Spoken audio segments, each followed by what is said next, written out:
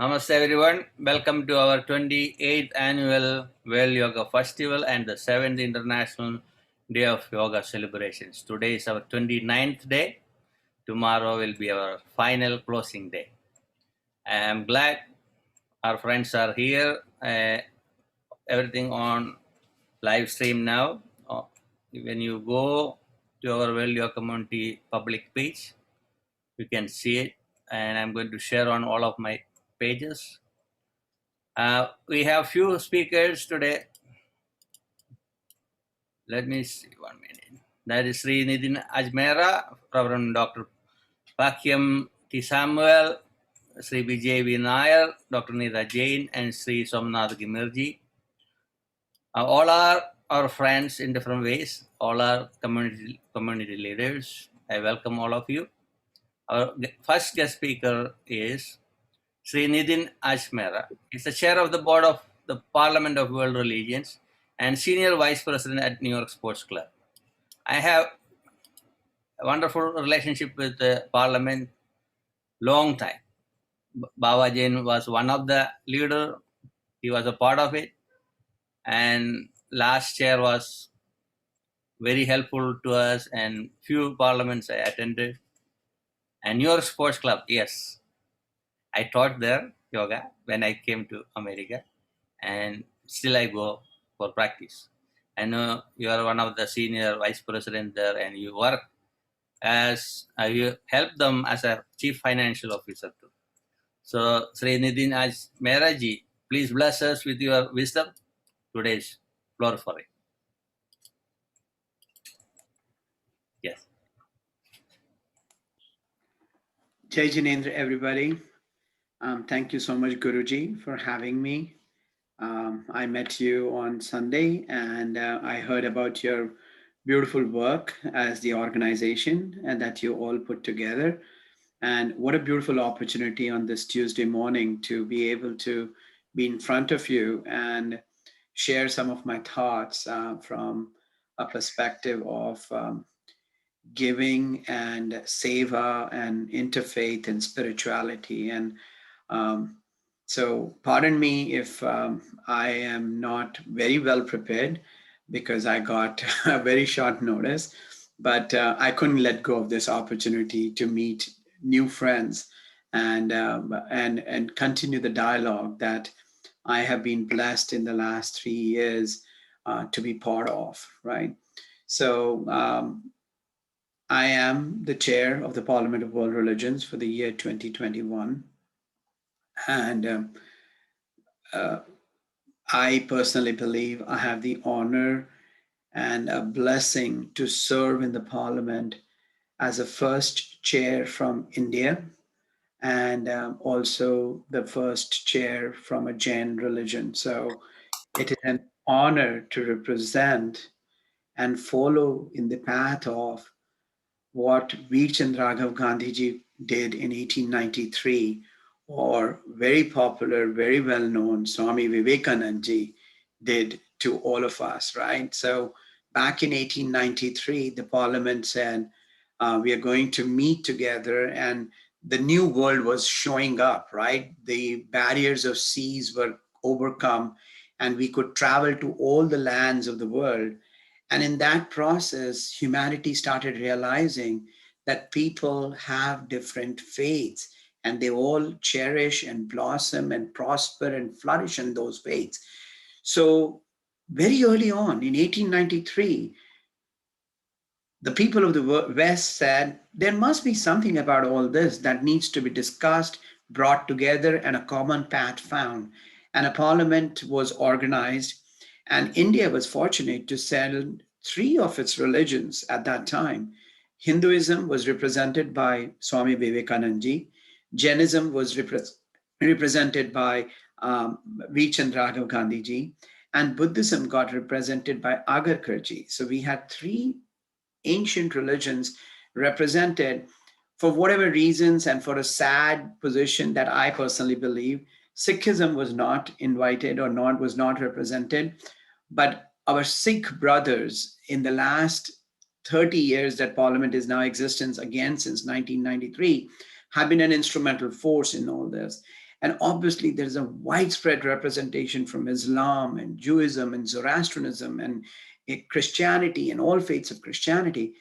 And Parliament became the first place as a melting pot to bring all thoughts, viewpoints, faiths together to find a common charter. And that common charter was all about humanity. It was not about, I am better than you. It was about humanity. And that's where Parliament lays its foundation of being of service to the humanity of the world by creating a dialogue amongst all religions for our common day-to-day issues as human beings, right? So I've said a mouthful here, right? So it is finding that common path, finding a religious perspective to it, finding a solution to those issues that we go through, and doing that through service, right? Service is core to the parliament's existence and belief. It does not think about doing all this in any kind of a I am better or I it's my way or the highway. It is about how can we come together and support each other, help each other, right? अपने यहाँ we say in Hindi all the time, and in Sanskrit the verses are like कि नेकी कर दरिया में डाल means do good and throw it in the river, right? So do not expect back from that good. Do not expect that it will bring you back something, or you will be honored, or you will be given the world stage and you will be the speaker and all that. So as I was appointed the chair this year, a part of me was like, I don't want to be this. I don't want to be. It's not my place to be.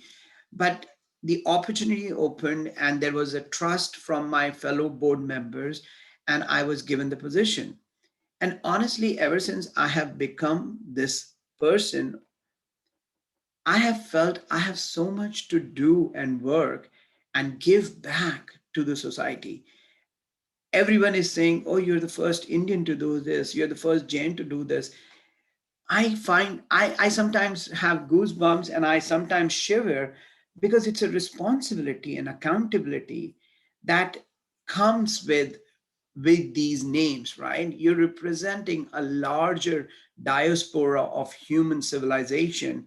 So everything you do, make or believe or want to do represents a country, a nationality, a group of people where numerous people, thousands, millions, are doing so much more that I am a very small drop. So I cannot be, I am arrived kind of a situation.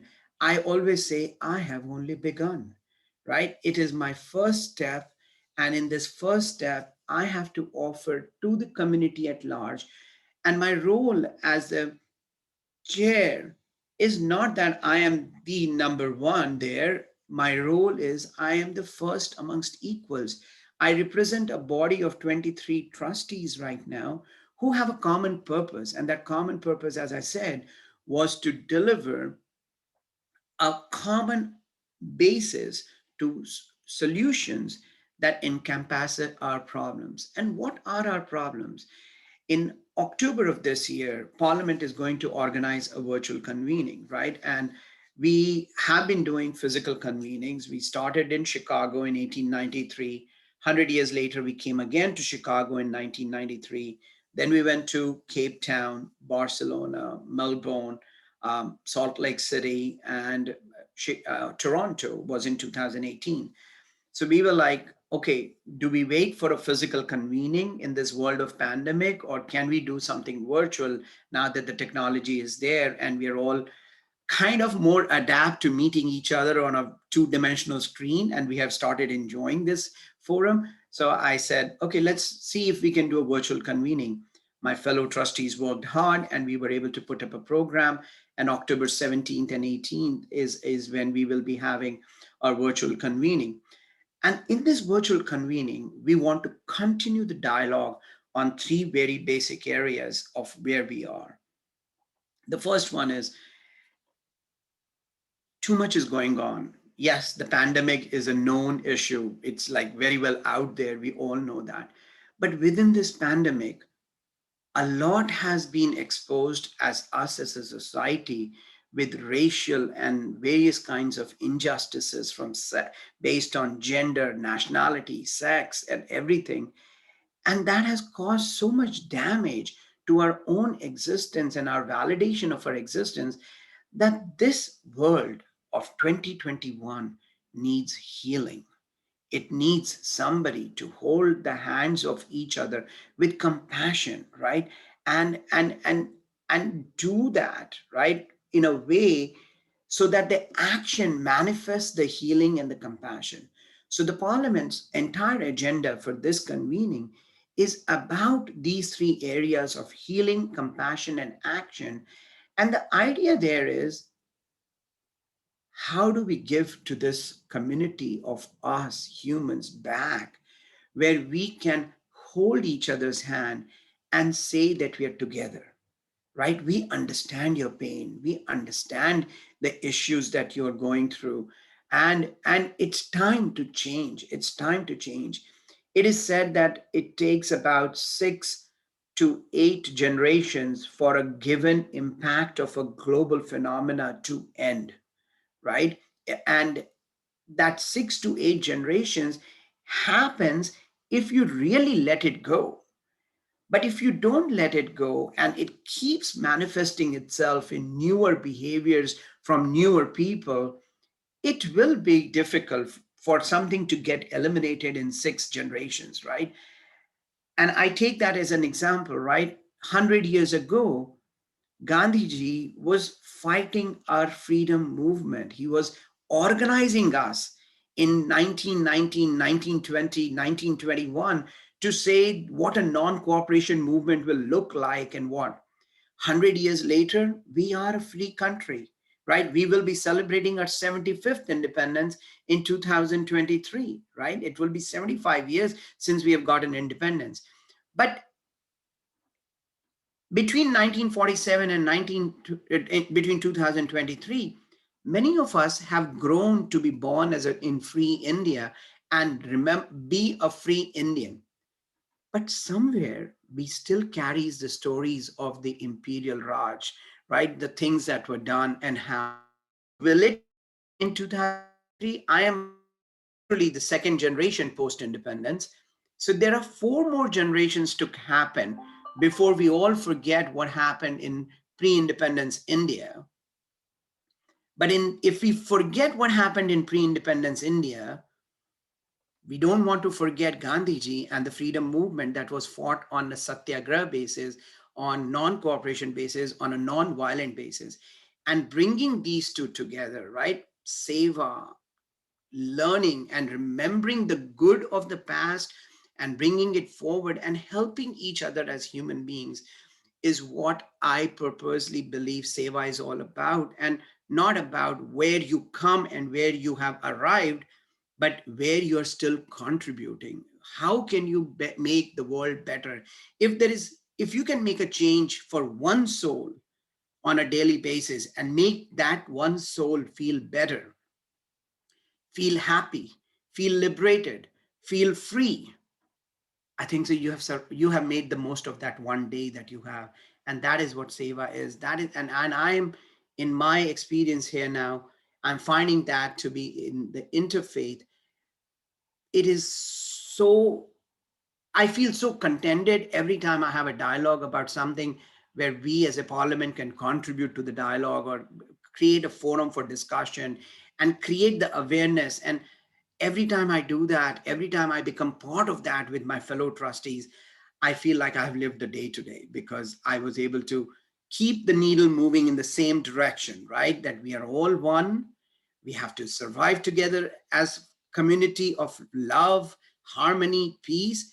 And here is another forum, another dialogue to create that.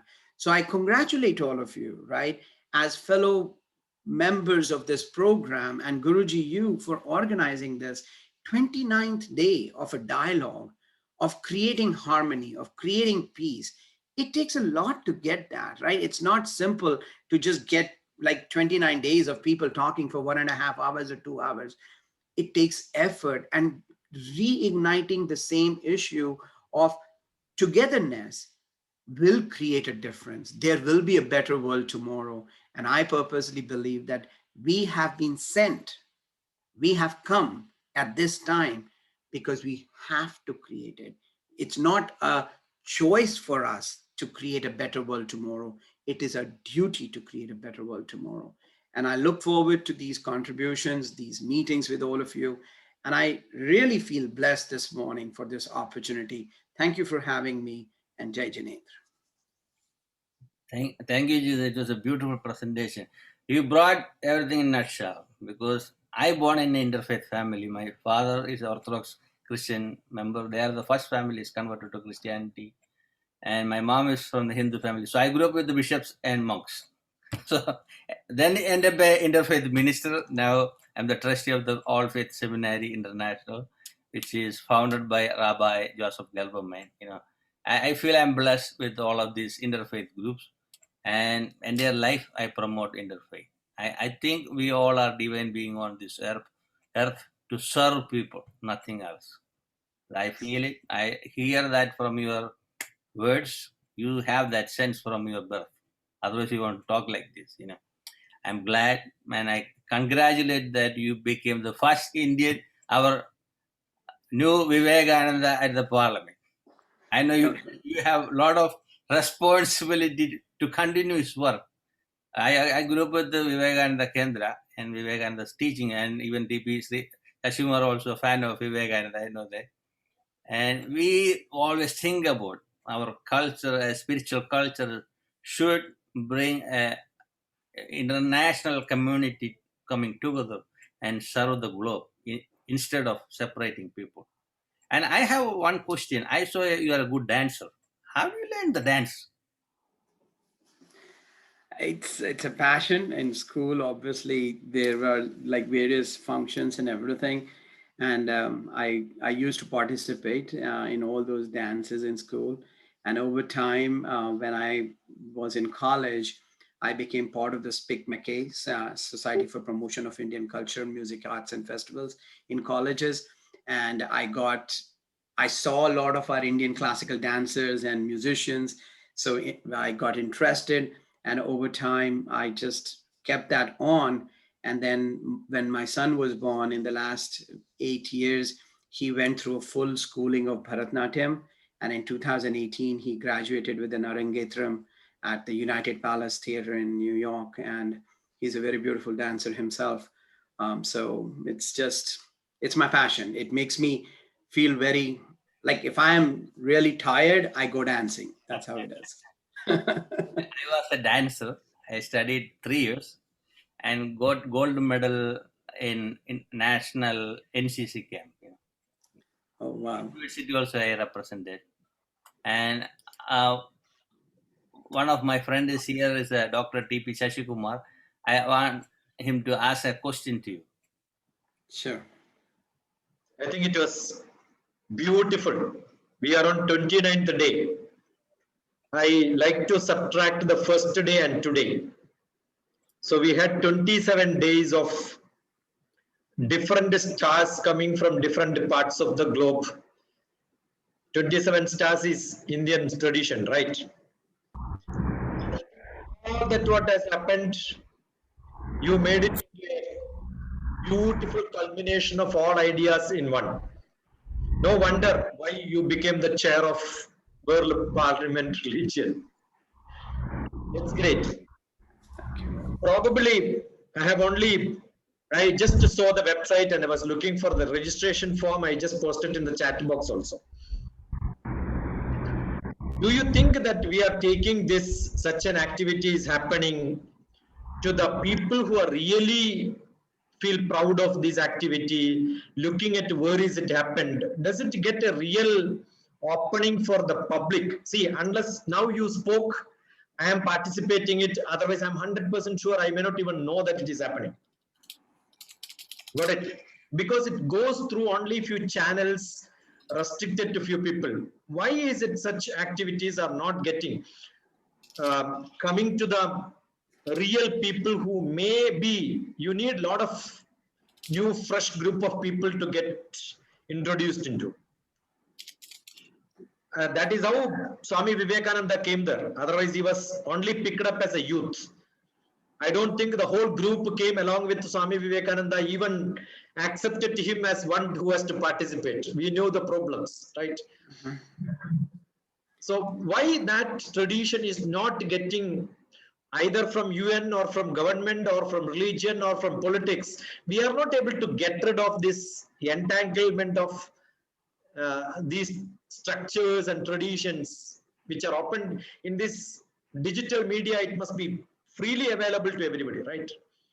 Yeah. So If you ask me a question, I may not even know that you are the chair. I just googled and found it, and I also posted the news which came on March. No, all that I posted in the chat box plus in the Facebook. so the way I see it is, right, it is how you see it, right? So yes, the talk would be that, okay, we may get to 10,000 registrations, so only 10,000 people are going to know about the virtual convention that Parliament happened. In 1893, there were a few men around the world, maybe less than 200, who got together and said, okay, let's talk about religion as a subject and how humanity is all about. But those small beginnings, Sasibhai, have now blossomed into, there are numerous interfaith organizations around the world who are doing the work, right? So is the Parliament doing the work everywhere?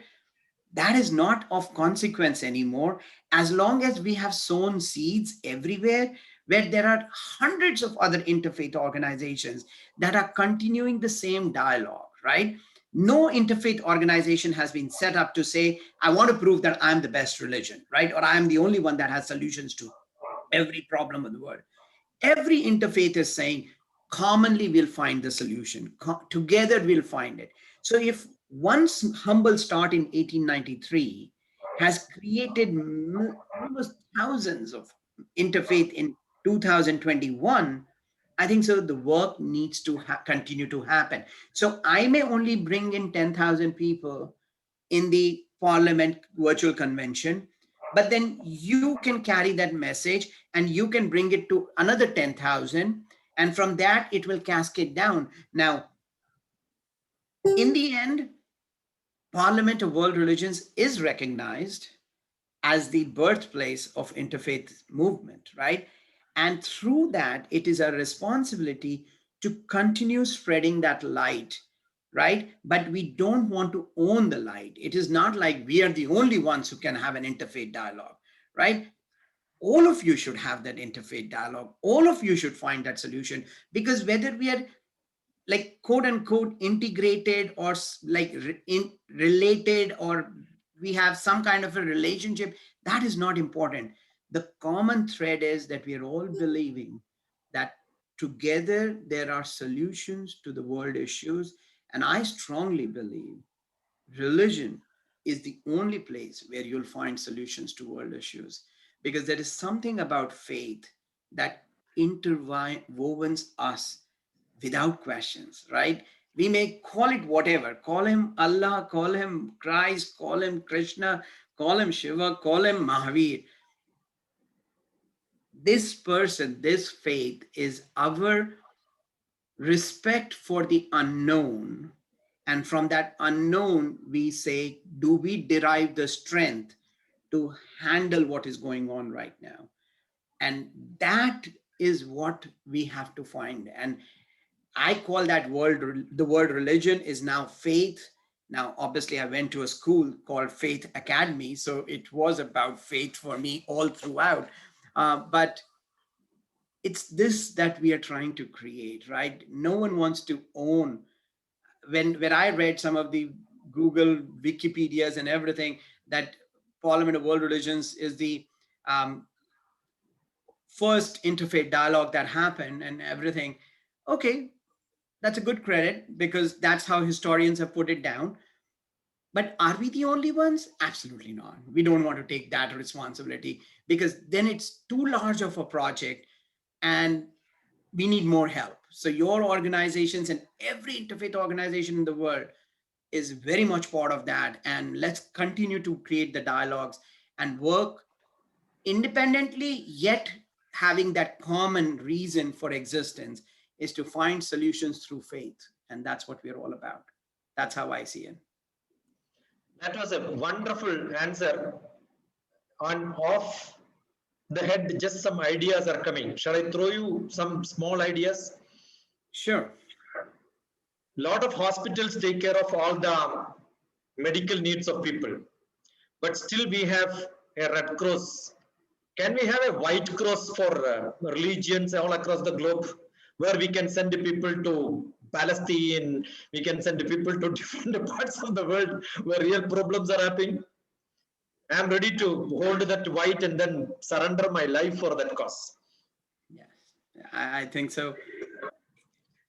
Very important, right? You have to be associated to feel it, right?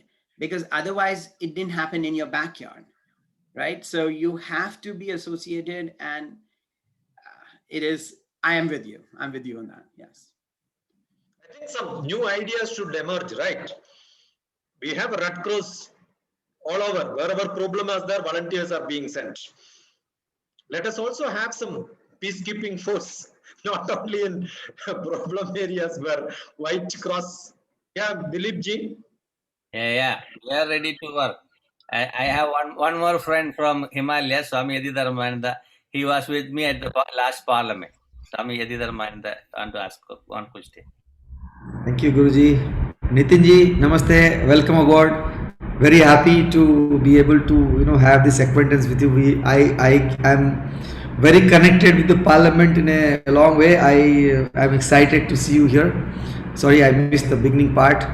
My Guru is Swami Chidananji from the Divine Life Society Shivananda Ashram. He was one of the main persons when the initial discussion for the 1993 Parliament of World Religions happened in the Ramakrishna Mission kitchen. So he was very one of the core members, and he was one of the presidents of the panel. And then 2015-16 was being celebrated as his birth centenary. So that is the time I kind of wrote a random email to the Parliament website, because Parliament did not happen in 1 year before because of the lack of funds. So it happened in 15. So I got a wonderful reply. Yes, it will be an honor to do a tribute to him, but then somebody needs to come. And then Kushumita Pedersen ji became like a godmother to me, and she kind of managed with all the paperwork. I was lucky to be at the Salt Lake City, and we did some wonderful things. And then in 18, Dileepji was there with me. I was with him, and we managed to come there. So it's been a wonderful journey with the Parliament. I've been to Chicago office, and we had a great program in Chicago itself for Swami Chidananand in 16 also. So I'm very happy when I saw your appointment, your selection. We were very happy. So I hope that you bring a lot more glory to this wonderful interfaith tradition that has been started by all the great ones since all these years. I have a small, I don't know if it's a question or it's a suggestion or a complaint. I can do that. I feel you are in the hem of a Parliament. Like Dileepji also, I have been an interfaith family. My father and my guru and everybody have been working for interfaith. The whole entire Shivananda tradition have been working. And what Dr. Sasi was telling me, I was reminded of one of the disciples of Swami Shivananda, Swami Vishnu Devananda, who used to fly over the Berlin Wall to drop peace pamphlets. He was talking about one passport, so we come from a rich interfaith tradition. And It is called Parakum Swami. yes. So I have been to two parliaments, and I see that this lot needs to be done on the ground in the field of interfaith. On the paper, we are wonderful. We are doing a lot of work. On the ground, we need to do more work. So my submission to you is how to bring lot more genuine people who are doing groundwork, who do not have the resources to have a Facebook page or website, or have the ability to connect with platforms like Parliament of World Religions. You know, we are able to bring in people who are very good in their PR, who have, you know, all the marketing tools, who have a team of advertisement people sitting and marketing them, but not everybody has those resources, but they are doing wonderful work. They don't talk about it. I mean, I can tell you many stories. I have seen many people in the Himalayas, in small places, doing much more work than those who are presenting themselves in all these international platforms like Parliament of World Religions or United Nations. You know, lot of wonderful people. They don't have the ability or the tools to be there. I overheard a little bit of your conversation, so I felt that maybe I could make the suggestion that let us do something. I don't know what. I don't have a solution. I know my guru always said, hey, if you're not part of the solution, you're still part of the problem. But you know, you are my elder brother, so I can put the problem to you on your head.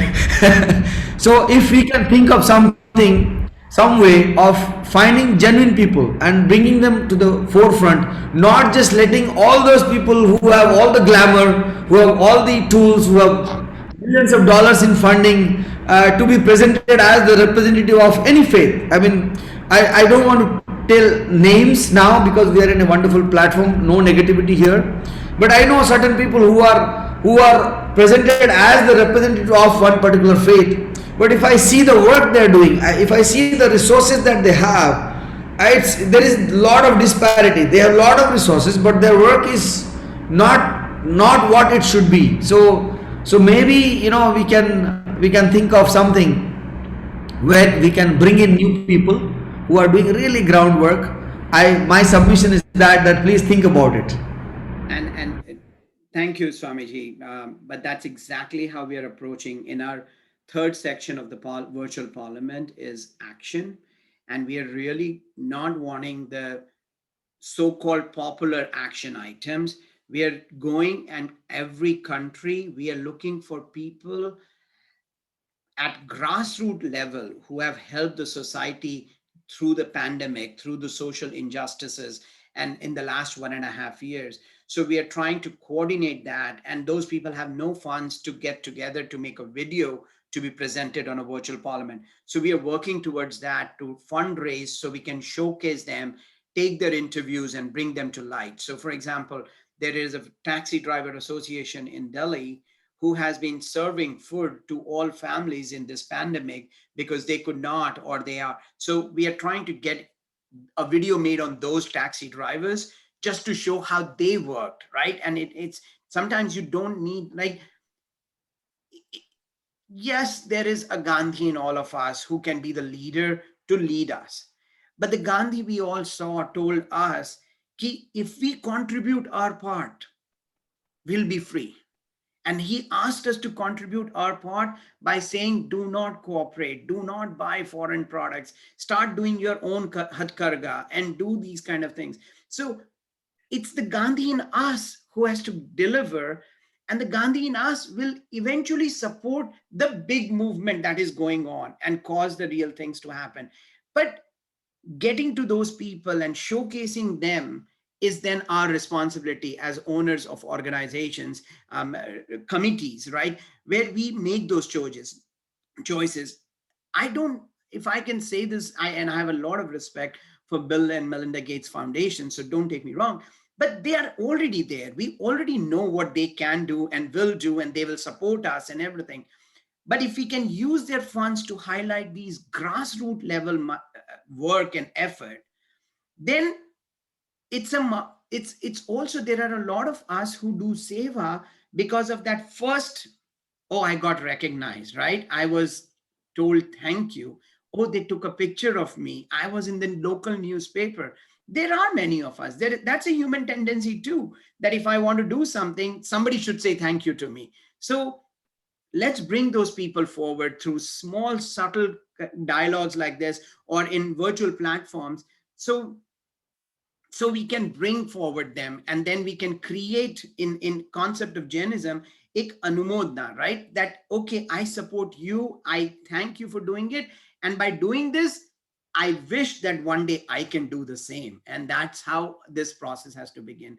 So we are targeting that. We are trying to look at more grassroots level things that have happened that we can showcase in our virtual parliament, that this is how the world came together during a pandemic, right? And that human resilience is of core to our nature. So we are working on that, and hopefully it comes out well and you all appreciate it in October. Thank you, Nitinji. I know you have another meeting coming up. So it is great honor for us part of this 29th day. We have only one more day to finish it. And definitely we'll invite you for other events. We'll keep our relationship. I appreciate. Sure. Guruji, can I ask one question? Yes. And I have a Simran Ben also with her hand raised, right? So I don't know. Imran Kaur is also asking. I want to keep it because we have other speaker coming from India and Nida Jain thereafter, and they had to go back to their work. So I had to keep the questions in the last part. Otherwise, it will may delay. I don't have any problem personally, but they have their time limit. That's why. So, Guruji, if you could share my email with these people, then we can set up meetings to talk to them, and or I can answer their questions. So we can do that. Yes. Yeah. Okay. Appreciate it. Thanks. Sure. I just wanted to share that, there's so much healing that we can do. There's so much trauma. You were talking about healing. There's so much trauma. I'm a healer. I do energy work, and I know there are ways for people to release their trauma.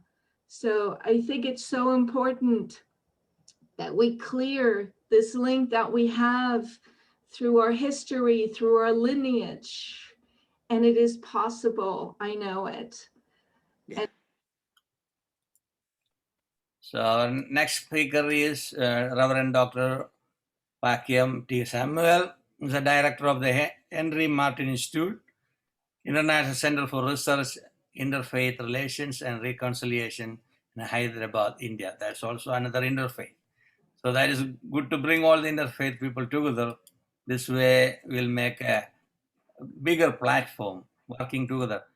At the UN, 17th goal is a partnership.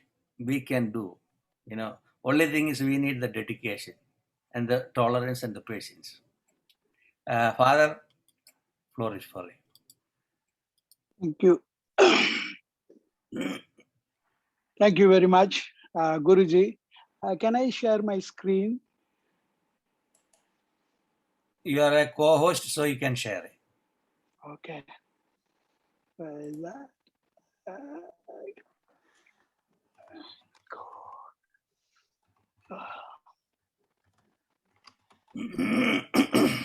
Sorry, just a minute.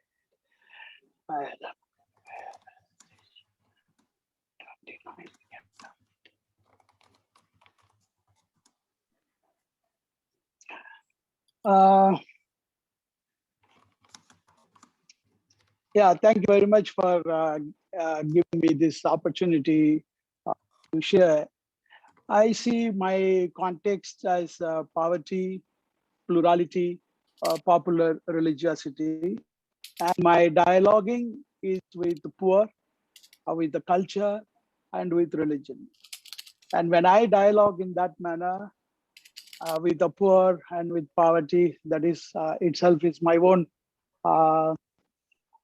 context, I feel liberated, I feel enriched, and then I get transformed by dialoguing with popular religiosity. This is purely my context. Now coming to how do I look at others, recently when I had a good dialogue with one of my students, I asked them, how do we look at others? They said how they look at themselves is they look at themselves as a child of God, but when they come to look at others, they look at others as a, others as, I don't know, where is my screen anyway. when they look at others, they look at others as a enemy of God, others as a superstition, others as a, in many different ways they have seen as aliens, as potential converts. So each one were sharing that, yes, it is enemy of God, superstition, or potential converts and aliens. And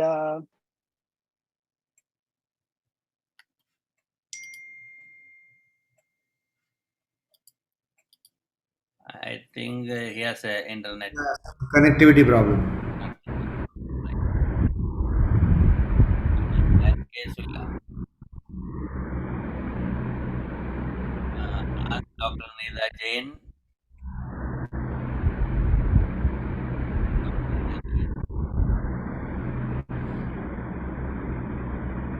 Uh, Yes, I'm here.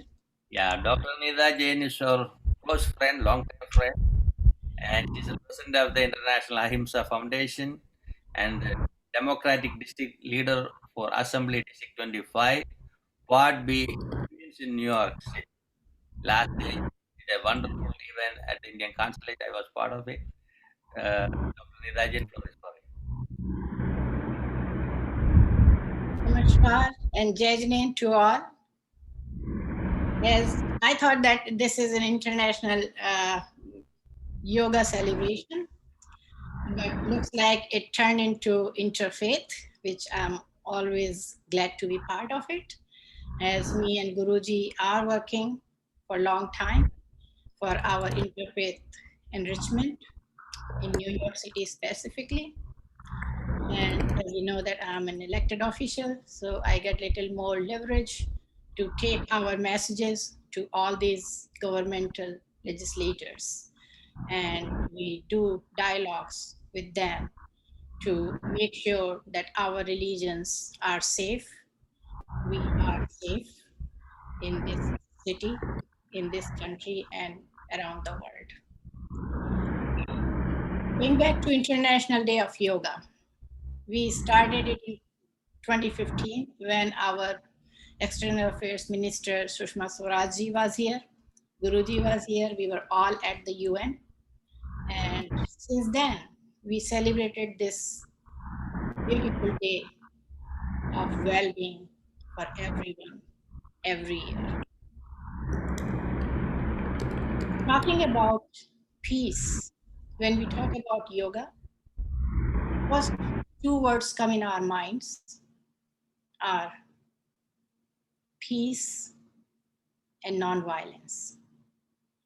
And as you know, I'm an advocate for non-violence, ahimsa, which started more than 2,500 years back when Lord Mahavira was born in 599 BC in Vaishali in India.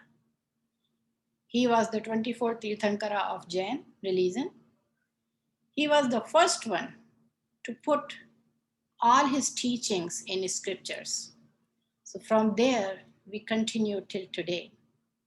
His teachings of ahimsa, which we practice every day, and we're supposed to practice every day, because everything starts from ahimsa in our brain. It's a beautiful concept if you think. Brain is the mastermind of every single action in this world. If we generate positive thoughts, if we generate ahimsa thoughts in our brain neurons send those messages to our words. Himsa is not limited only to the action, as we all know. Himsa is not only that you are killing someone and you are hurting someone physically, but himsa can be in three ways: from your thoughts, from your words, and from your action. In the same way, we can reverse it.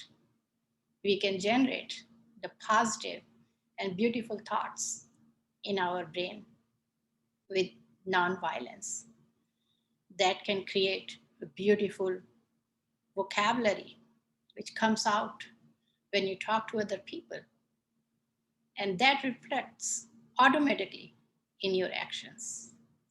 Our International Ahimsa Foundation pure mission is to promote nonviolence, specifically in our school children, in our young generation. We all know what is it. We all know what it takes.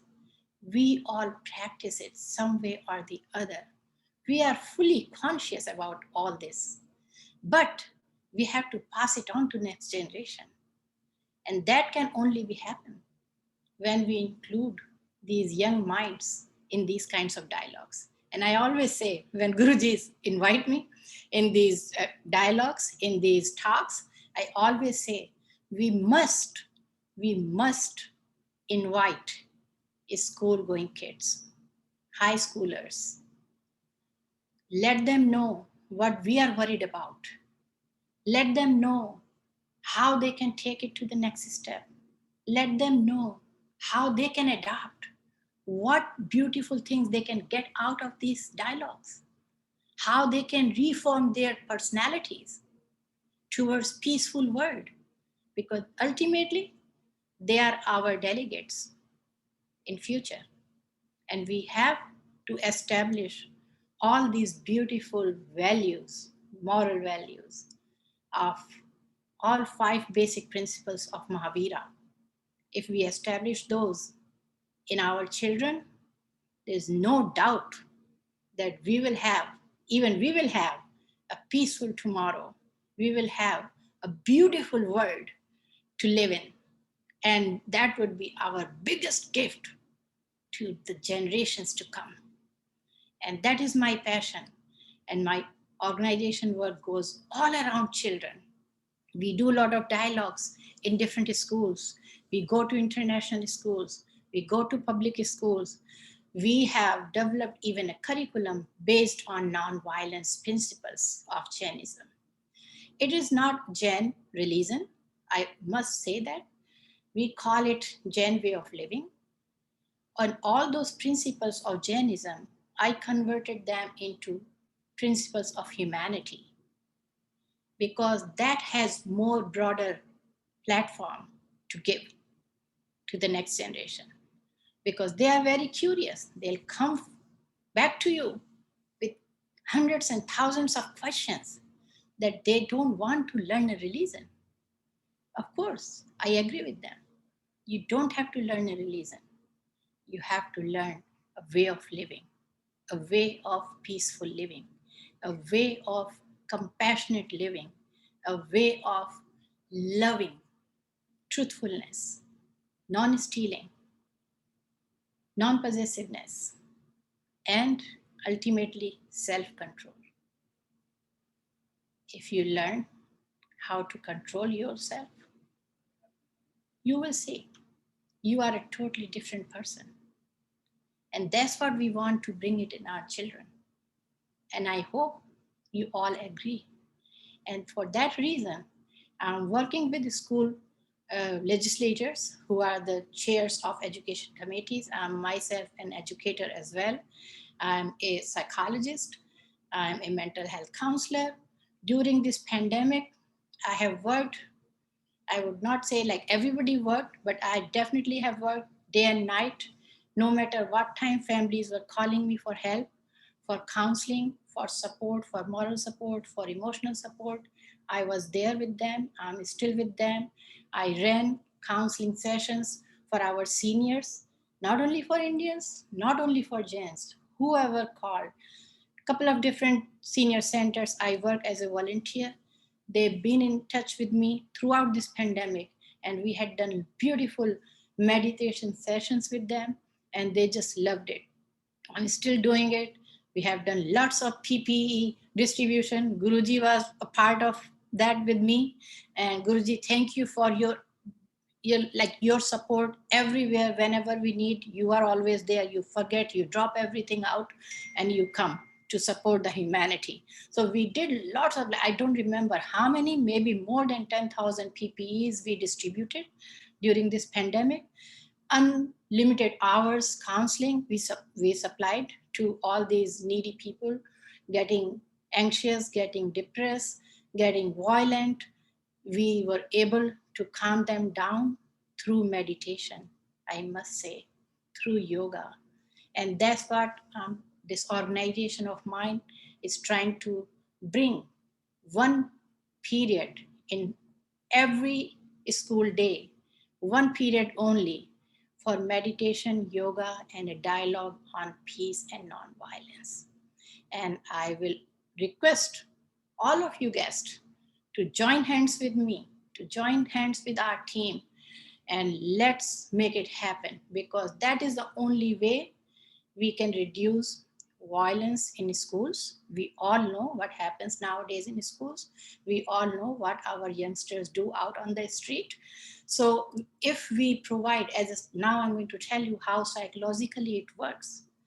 If we can provide this one period of dialogue, of conflict resolution through nonviolence, if we can give them meditation for that one period in whole day, that will calm them down. They will have more strong memory. There'll be less ADHD kids in our school. And ultimately, everybody will be happy and moving in right direction. And that's what we have to do.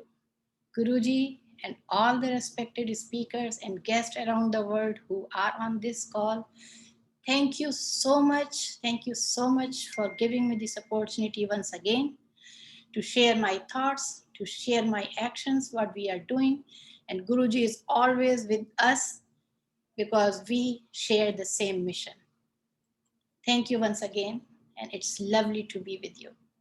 Thank you. I have a question. Yes, you must have a question. So, I know you brought a statue of Gandhi from Yes.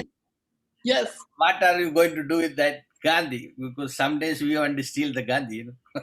Yes. All right. So, as I said, that Gandhi ji followed Jain principles of nonviolence and peace in his political and in his social movements. And from Gandhi, then world leaders like Martin Luther King Jr., Nelson Mandela, Mother Teresa, and lots of more. And then it comes to us and Guruji and me and all of you to follow what I just said, to follow and to bring it to other people. And we have to follow Gandhiji's path, which he followed from Lord Mahavira's teaching, right?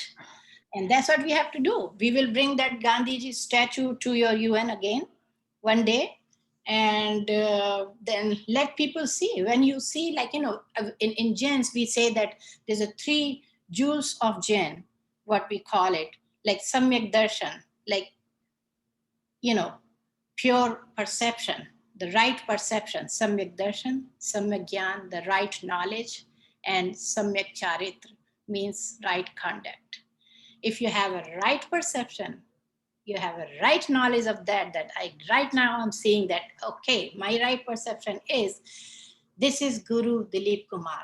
My right knowledge is, I know Dileepkumarji, Guru Dileepkumarji. He's an interfaith leader. He has a beautiful soul. Then my charitra would be, I would love to follow his path. I would love to join him.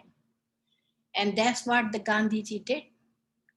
And that's what we all have to carry on, this legacy of more than 2,500 years. And we should bring it to the next generation. And whenever you need Gandhiji's statue, you let me know. It will be to you. Thank you. And Dr. Padmini Murthy ji from the UN group, you want to ask a question? All right. Yeah, thank you, Dileepji. Yeah, actually, it's a working day for all of us, and like I'm between Zoom, so that's why I didn't put on my. I just wanted to say, I think this was really good. You see, my phone is ringing again, so I just wanted to say congratulations, and I enjoyed what you said, Dr. Jain, and look forward to meeting you. And also what Mr. Ajmera said. And you know, whether we are Hindu, Muslim, Christian, Jain, Buddhist, it's like the whole principles of unity, which we should be proud as Indians. I mean, even though some of us are Americans, we are Indians first and foremost. What Gandhiji said. And you brought up a very important point, Neetaji, when you talked about the what do you call it, you know, the statue of Gandhi and Dileepji. There is Nelson Mandela in the UN. Don't you think it's high time we have Gandhi there? Yes.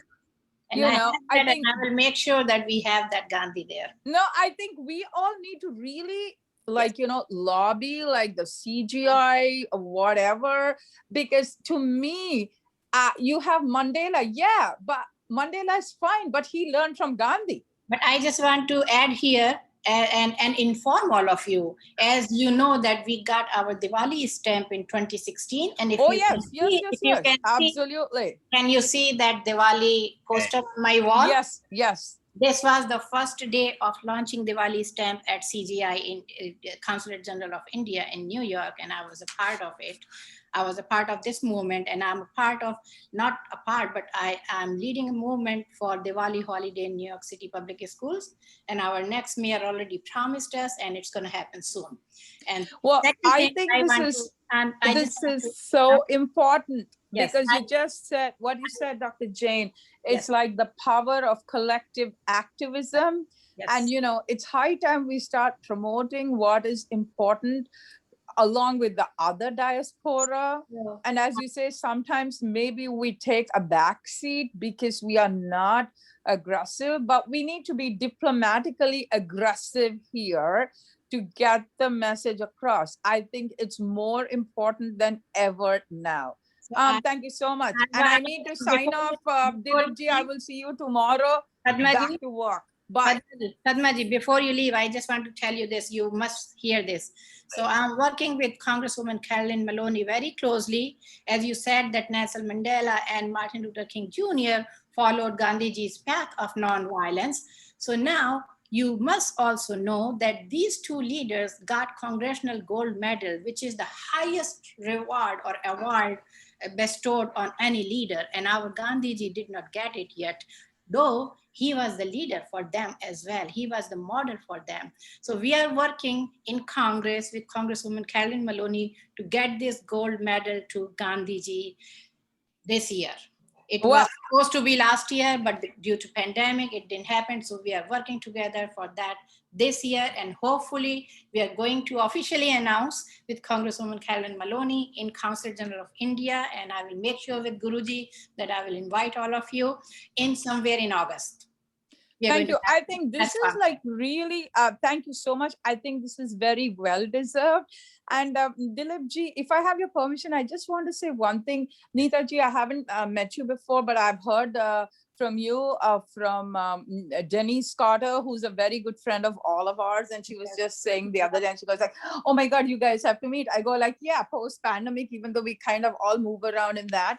And, you know, we've known Dileepji for so long. And also, I think Dileepji should be commended for this effort. For 31 days, he has done this amazing program in drawing upon from diverse things of community. I'm not saying it because he's a friend or a fellow South Indian, but because, you know what, we need to acknowledge those who do the work. Definitely. And last but not least, I just want 10 seconds of your indulgence. You would be interested to know that I am the first Indian American ever to have got the Elizabeth Blackwell Medal, which in honor of Elizabeth Blackwell, who's the first woman physician. So in over 73 years, no other Indian-born American got it. It's only given to physicians in the US. I just wanted to put it out there because and it was not to like blow my horn or something, but just to say that we have so much of strength and power. Like, look at what Dileepji has done. Look at what you are doing. So I think collectively we can harness our skills and our commitment to make this happen. To get Gandhi जी का statue तो UN में रहना चाहिए, Nelson Mandela का है तो अपना गांधी को क्यों नहीं लगाएंगे उधर? It will happen. It will happen. Don't worry. It will happen soon. Hopefully, God willing, you know. Don't worry. So anyway, so Dileepji, maybe you could connect Neeta ji and me, you know. And also because remember the other program we are doing on the 21st, we'll send Neeta ji an invite for that. Correct. Thank you. I'm signing off now. Work calls. Bye. Yeah, I just want Thank you again. to leave also, and I was part of opening ceremony, and I'll try to be closing because we work together for humanity. It's not for any religion. And a beautiful thing I just want to say in closing remarks, that Jain religion is not a religion. It's a way of living. It's a culture which anybody can adopt.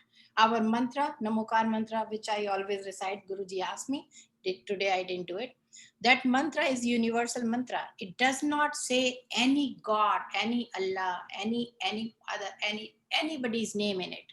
It's purely just a bow down to all the spiritual souls in this world.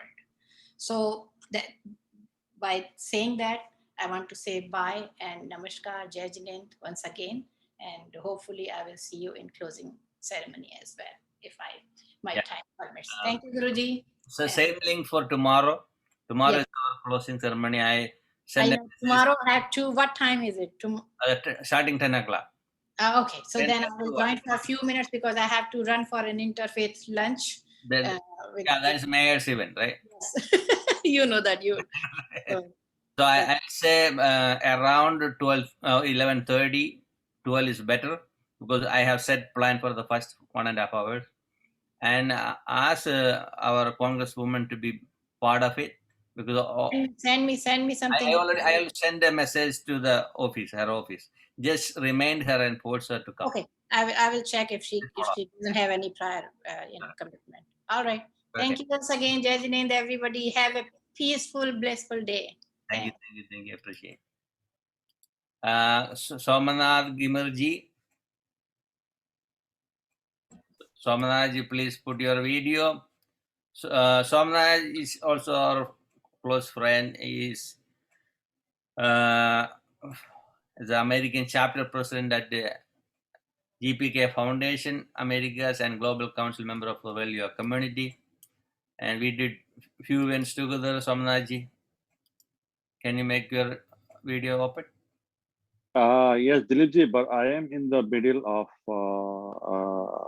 a program here with my taking my wife in the clinic.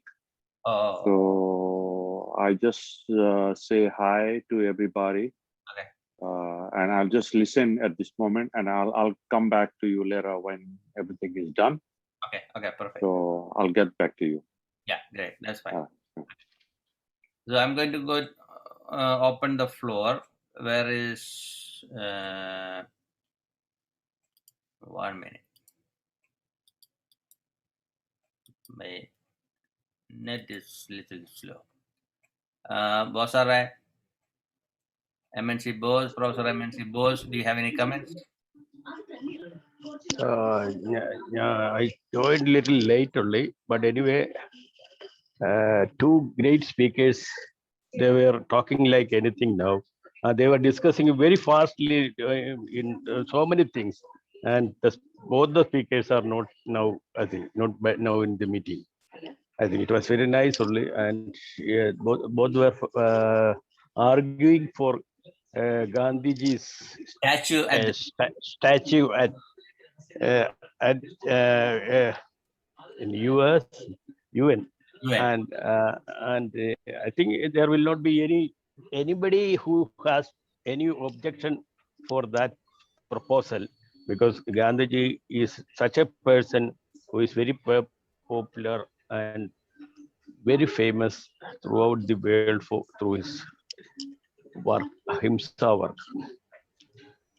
And Martin Luther King and his next person also got this medal statue, and now you are fighting to get this proposal sanctioned and done in proper time.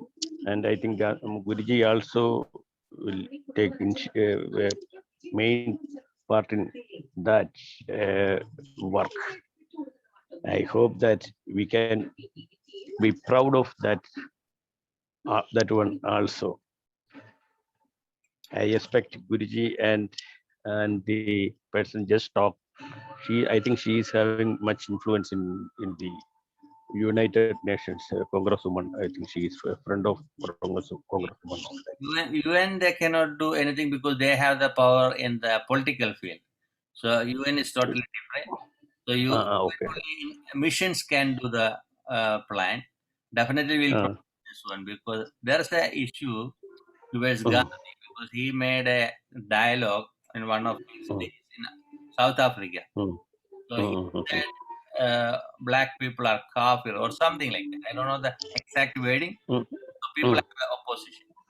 But after some years, he said sorry about that dialogue. So people can make mistake and they realize the mistake and they correct themselves, then there's no point to keep the animosity. So definitely we'll move forward with this idea. Have a Gandhi statue at the UN, definitely.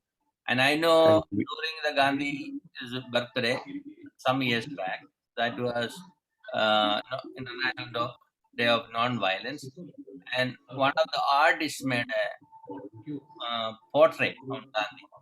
So they have that portrait at the UN at the Secretary General's office. Something is there, but not in the public. So I hope it will come to the public. But in New York City, we have a statue.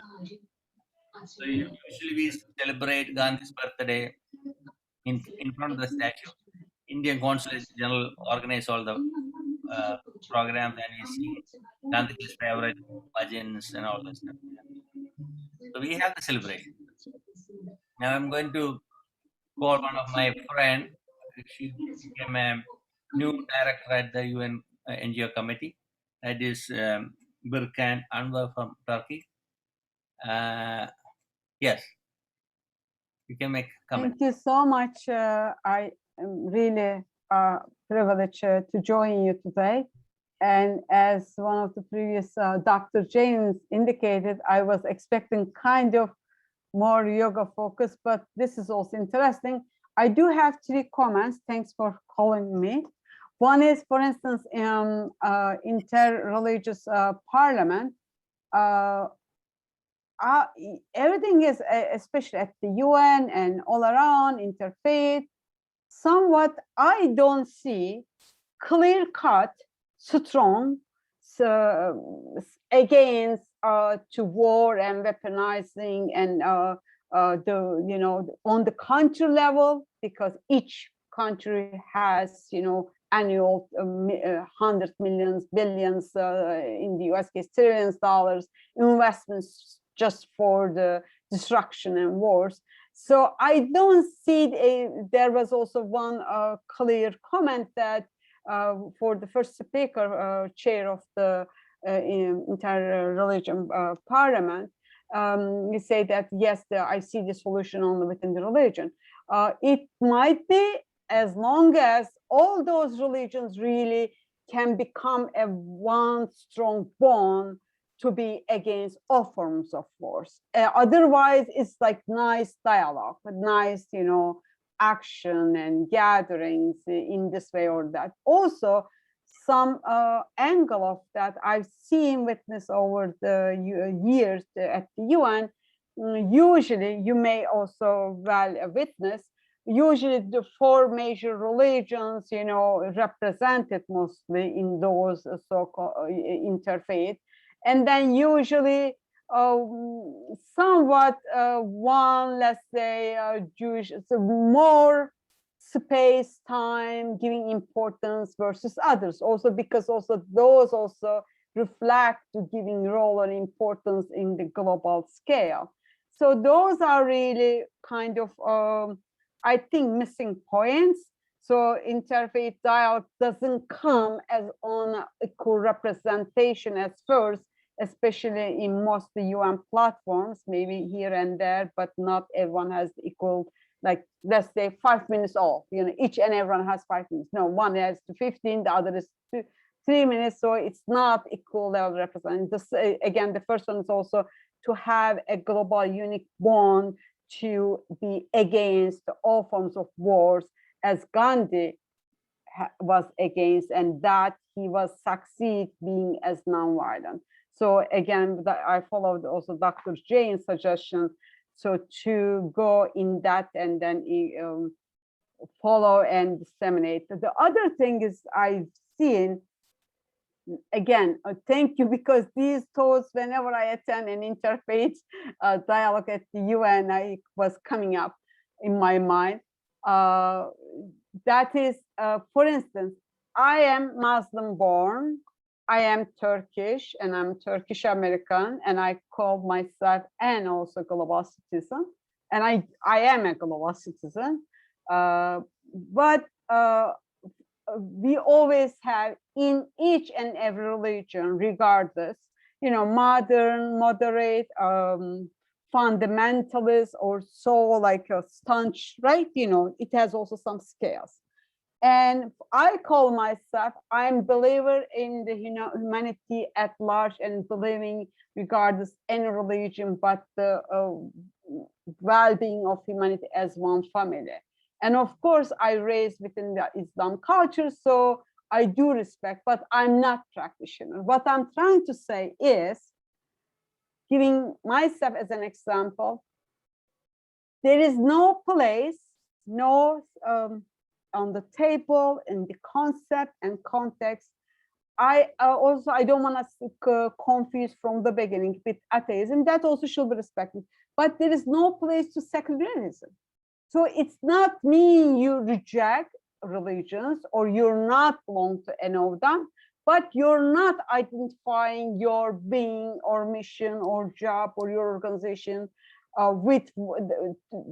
through the directly putting on the front line the religion and whatever you do with or your role in it or your mission. So secularism doesn't have a space. Secularism really, the way to me, embrace it all.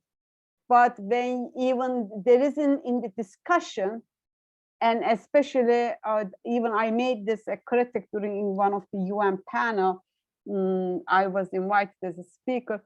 In a way also secularism both has been pushed within the tables at the UN discussion and in the world. So I'm just putting this idea to consider. Thank you. Thank you for giving me opportunity. I know there is a lot of things to do in the Oh, I'm sorry, just for the Gandhi. Yes, indeed, I wrote there, but yes, we all respect Mandela, and we follow up. It has happened during our lifetime, not like Gandhi. We just witnessed maybe last, assassination. He entered what happened in our life. Even though when the movie was out, it was banned in Turkey. I've seen in the US, years later, the full movie, and I've seen a few times. So Gandhi, Dr. Luther King, Martin Luther King, those are really non-violence, and we need to have those as the world peace promoter and bringing everyone together as the idols at the UN. Mandela is not in that line, actually. And Mandela is welcoming everyone to the UN, but not Gandhi. Gandhi must be there along with Dr. King. So thank you. Just I wanted to voice, although I wrote it that. Thank you. So what best part is UN already acknowledged Gandhi through the International Day of Non-Violence. So that is already there, but still they can have it because people, when they see a sculpture, they remember the non-violence very fast. And let us see how it will go. We'll try our best. Definitely we'll talk to the Indian mission and all other African mission and some other missions. Easily we can connect those things. For me, it's not having a sculpture around me. I just believe the action what we do. That is Gandhism in our actions. Even though we have religion or not, doesn't matter. The way how we treat others, that's the important thing more than anything else. So let me ask Sashyam. No, I want to go Dr. Vinamra Sharma from the university, Amity University. Namaste, Guruji, and namaste, everyone, all the dignitaries present here.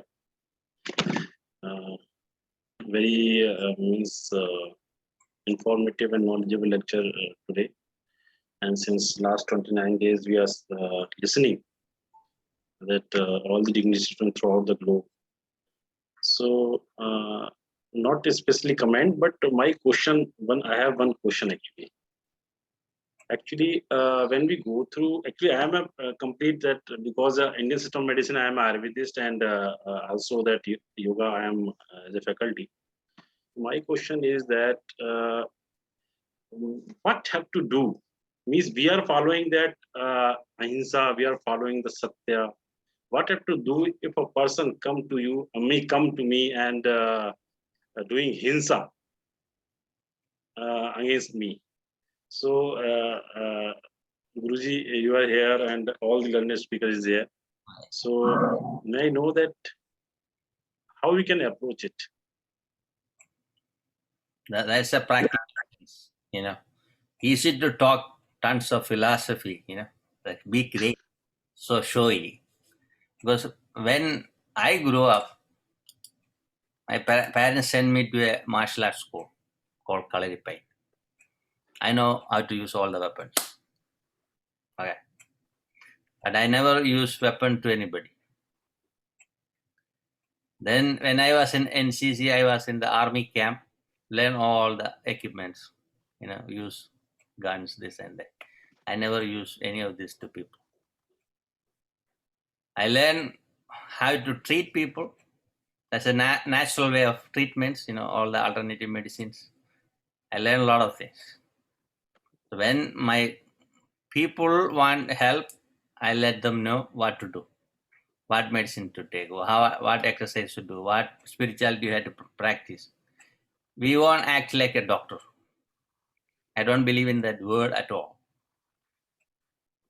You know, sometimes people use my titles here and there. I want to be as a guru. I'm proud of it because that's a traditional way. You train by different masters. You carry on the seva movement. That's a selfless service. All other titles I removed from my name. I kept that is. When I came to America, that's the worst thing people want to hear from me. Guru, you want to control everybody? They have a wrong idea in their head. You come to Kerala where we grew up, all the gurus will sit on the floor, not on the throne. Because we follow the teachings of Gandhis and Narayana Gurus and all the people. So simple and humble. I may have a fashion style, only this. I use a cotton cloth maximum, you know. Use regular shoes. Eat one meal a day. One chai. That is only drawback. I have bad habit in my life. I want to have a chai in the morning. Single tea. That's it. No other. I won't drink. I won't smoke. You know, nothing. I just do my work continuously. 24 hours. My phone is on. I talk with the people. So practical level. If somebody is doing a wrong, like example, somebody is raping a girl on the street. Are you just going to stand and watch it? A simple question. Or your family getting hurt. Somebody is going to stab. That's why you had to learn all the techniques. So at least you can block the person. Or if you are in New York, you can call the police. They'll come within 10 minutes. In India, it may take a few days. That's the difference, you know. so I saw Dr. TP Shajikumar is going to say something. Yes. Dr. Vinamra Sharma, Yes, let sir. me ask you one question. As Yes, sir. per Indian rule, do I have the right to arrest somebody? I am not a policeman. Do I have the right to arrest someone? That's a basic question which I am asking. Yeah, there is a right, sir. Law and legislations are there, but if somebody is doing the wrong thing, that there is a regulations are there. Anybody It's can called arrest. citizen's arrest. Anybody can arrest anybody else. You need not be a police to arrest. Suchita, don't agree? There's a law according to that. According to Indian rule, anyone can arrest somebody else.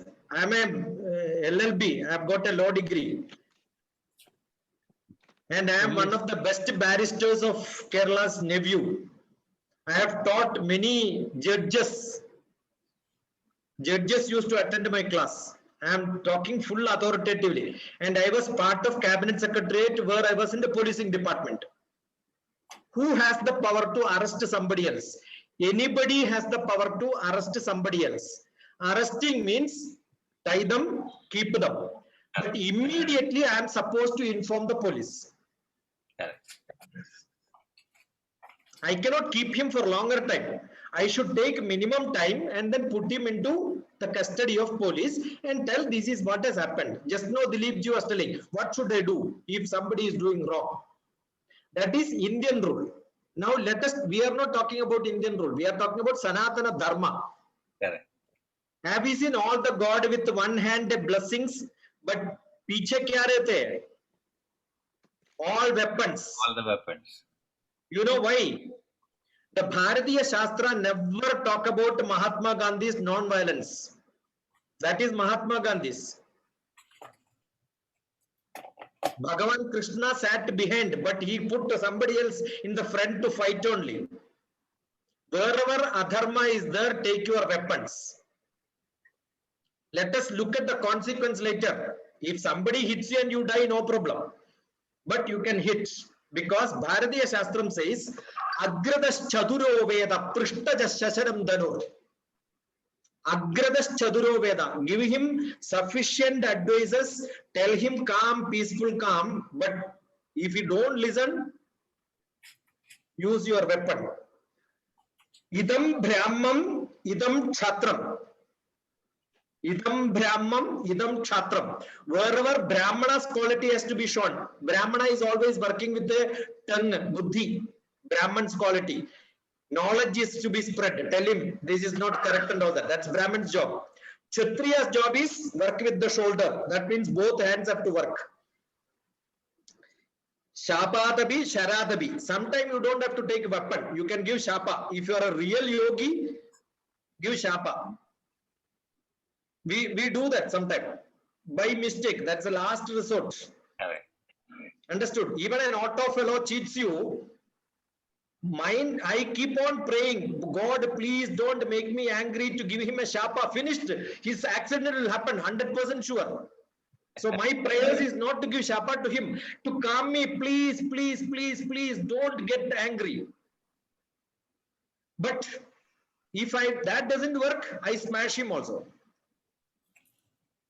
Kalaripet is there, black belt is also there. Correct. This part is good enough to hit, not this part. Only I hit from this part, because this is hand where we give Ashirvada. Don't use that. Use this part. Understood? Shahapadabi, Sharadabi. Learn this. Agradas Chaduro Veda, Prishtajas Shasaram Danur, Idam Brahmam, Idam Chatram, Shapadabi, Sharadabi. So this doubt should not come from now onwards. If you are a teacher, every student, even though he is grown up with a mustache, he is a dependent. That is why parents column is there. I was executive director. Somebody said, I am 18 years old, I can decide. No, you cannot decide. You are dependent on your parent. As long as you are dependent, parent is, that is why when we throw somebody out of the college, we will say, get your parents. No, I am 18 years old, I won't bring parents. No, parents are must. Every student is a student, irrespective of their age. So as teachers, the rules have to be understood very clearly. You should have how much discipline we can have in the classroom, when we don't tolerate what is to be done, in the public what is to be done, as teachers in the public what are our responsibilities, as religious people what are our responsibilities. All these are to be understood. Non-violence, mutual understanding, equality, everything is fine, but only mutual understanding. See, if you are good, I am also good. We should reflect only. If somebody is coming with, what is the purpose of giving a Veda Upadesha to somebody, the buffalo who is coming to hit you? Vedam will not work. You should only hit the back, right? There is a joke, like somebody gave a slap on Gandhi's one cheek and he showed the other cheek. So they asked me, what will happen if they slap on the other cheek? I said, I will use my both hands to the other person's cheek at a time. So that he won't get another chance to give another hit. These are practical sense. Yes, Swami Adidharma. I was laughing listening to Dr. Shashi Kumarji. I remembered when I asked something like that, some similar question to Swami Chidanandji. He told me two very interesting stories. If there is time, I would like to share this. Guruji may have heard it before. So one is a very famous story. Everybody must have may know. Maybe these two stories are very common, but the point is very clear now here to be made. So the one story is that one saint was going to take a bath in the pond. So one scorpion falls into the water. So the saint picks up the scorpion. The moment he picks up the scorpion bites him, again falls in the water. The saint tries to pick it up few times, every time gets beaten. Finally he kind of scoops it out of the water and saves it. Another person who was standing by, he said, "Are you mad? Are you stupid? This creature is ungrateful. You are trying to save this creature and the creature is hurting you. Let it die. Why are you, saving it?" So the answer became a phenomena. I am not very particular from where it comes, the story. I have only heard about it. Maybe Dr. Shashi Kumar or others would be able to tell the origin of the story. So the reply was that the animal, the scorpion doesn't have the viveka. It has only instinct. So it doesn't know whether I am saving it or I am killing it. So it's by nature, by instinct, it's biting me. But I am a human being. I have been given the viveka, the power of discrimination, and my nature is to save, to help. So I am hurt. I have little pain, but at least I am saving life. So this is one story which became very famous in Upanishads. I think somewhere it is very, very often quoted. So now the other story, I have little bit of improvisation is done here. So the same person was going on a tour, on a travel, walking, and he reaches a village almost about evening time, and he was supposed to go further. The village people said, "Maharaj, don't go because the forest is filled with wild animals. You stay here. We'll give you a place to stay and have a rest in our village. Next morning we'll take you and we'll accompany you to cross the forest." So he rested there. In the morning when he was about to leave, the village people came forward. He said, "Maharaj, you look very wise and you may have some siddhis. We have a very vexing problem in our village. We have only one water source and a very dangerous looking snake has started living there. And whenever we go to fetch water, the snake starts chasing us. So we are having a lot of trouble and we are going to the other water source which is very, very far and it's very difficult. Can you do something?" He said, "No problem, I have all the mantras, I can do sammohana to the snake, take me there." So the saint goes to the water source, finds the snake, puts his sammohana to the snake. He says, "Hey, from today onwards, don't bite anyone. Sit and do mantra japa of Om Namah Shivaya." And the snake walks out. The saint walks out and the snake is lying there. Now the village people were very happy, their life came to normal. And one small child is going along with mother, sees the snake, gets curious, throws a small piece of stone at the snake. And the snake is not doing anything. Next day gets a little bolder, goes and touches it and then picks it up, gives it a spin, walks it on the floor, and this continues. After a month, the saint comes back, stops at the water source to drink water and remembers, "Oh, what happened to the snake?" Try to look for the snake. The snake has all bruises all over his body and difficulties crawling.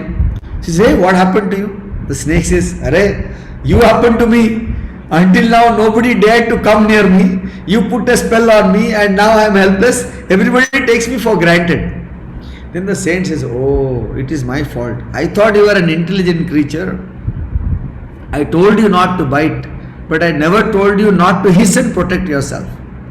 So the title of the story was "Hiss but don't bite."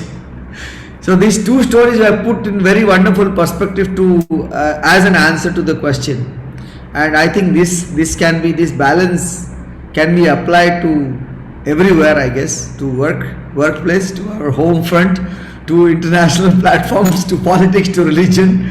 So I wish we can get that level of balance. Thank you. Raji, look at the way how Indian military is, right? We are very powerful, but we never attacked any country, correct? And this we have. I know from other countries they blame us for left and right, but they won't talk about the invasion they did. They broke the country apart as a zero. Now we are in the 100 from the zero. Okay. Wherever we go, we get the insult from other cultures. We sacrifice ourselves. We do the seva for them. My life just an example for it. When I came to America, the insult I got from people, doesn't matter which religion, I got a lot. But I never go for fight. I just focus on my work and continue. At the UN, I had one experience because I used the title Guru, right? And a few people insulted me. And we had a meeting for our recreation council. And one Indian told me, we don't accept any type of religious recognition here. I asked them, do I ask you your recognition? I'm already recognized. I don't need your recognition. And the director came to the meeting right away. He said, Guruji, how are you doing? Did I ask him to call? No. They had to have the openness to acknowledge other teachings or the authority or the knowledge of other countries or the cultures or the religious group, whatever it is. And I am the only person going to the UN with the t-shirt and shorts and the slippers. No one else. When we have religious things, I'll go with the religious attire and do my work and leave. If they ask me to do a music, I go with my t-shirt and shorts and have a drum and go and play. I don't believe just living in a dogma. I believe living in a harmony and peace, serve people. That's the way I believe. So always you have to keep the common sense, what to do in right time, where. That's the main thing. So we had to train children from childhood. Be nice, be strong. If somebody is saying something, you just listen. 1, 2, 3. Third time you had to act. 3 chances. Give them 3 chances. I always say I love to bow down up to the earth. I'm not going to make a hole and bow down inside the hole. That way I don't need. A lot of time people have this superiority consciousness. I am something special. So you are from India or you have a brown nature. Your skin is brown. So you have to listen to us. It won't work with me at all. People tried different ways. Never. No religion, no political or any money, they come with it. I never care about this stuff. If I only look, are they humble and serving people? That's the only thing I look. They may have tons of degrees. I won't look, whatever it is. So my circle is good. Internationally, I have a well-rooted circle, and I'm happy with those people. Those who really want to work, just from one interaction, we know they are ready to work for the community. So that's why we made this forum to bring people together, have a dialogue in different ways. And this is not only yoga. Well Yoga Festival, within 29 days, you can see the diversified system of teaching. Not the exercise, that is somewhere else. We have exercise, we have meditation, we have bhajans, we have scientific movement, we have speakers, doctors, only section for the alternative medicine, different types of doctors. We have professors, we have people with the NGOs, UN NGOs, outside NGOs. We have musicians, dancers, singers, writers. Yesterday, look at, even we had mimes, right? Everything connected with our nature of body, mind, and spirit, culture. That is yoga meant for, the union between the person's soul to the supreme soul, the universal consciousness. That is the purpose of yoga, the meaning of the yoga. So we don't want to be limited. And we are the only one got the COSAC status as a yoga organization. And we wrote when I spoke at the UN during this recognition process, I said, we promote yoga in whole system, not a particular area. People make this name yoga, people's name, this and that. We never create. We said world yoga community. Yoga is a universal teaching. It should be a globalized or a universalized system, and that is for the community. I didn't put my name. I can make anytime. I can have a patency for that, copyright for that too, right? We create this one to have for the people. And we will go forward with this idea itself. I'm not going to change that. I'm glad all of you are joining with these different activities. This is where we educate people how to serve. I saw Janardhan Menon is raising his hand. Yes. Unmute yourself. Am I audible, sir? Yes. Okay. I came up because there was a mention about non-violence of Mahatma Gandhi. Right. Particularly when a woman is violated upon. I will quote Gandhi. Gandhi says, to a person who, if some person comes to violate you, a woman, I won't preach non-violence to you.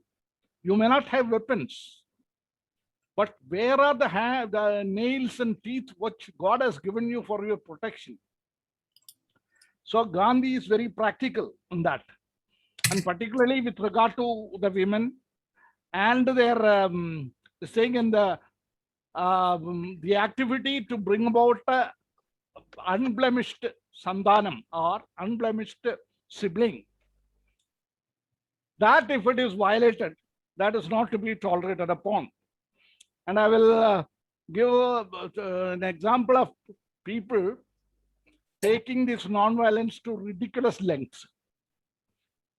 In a letter to Indira,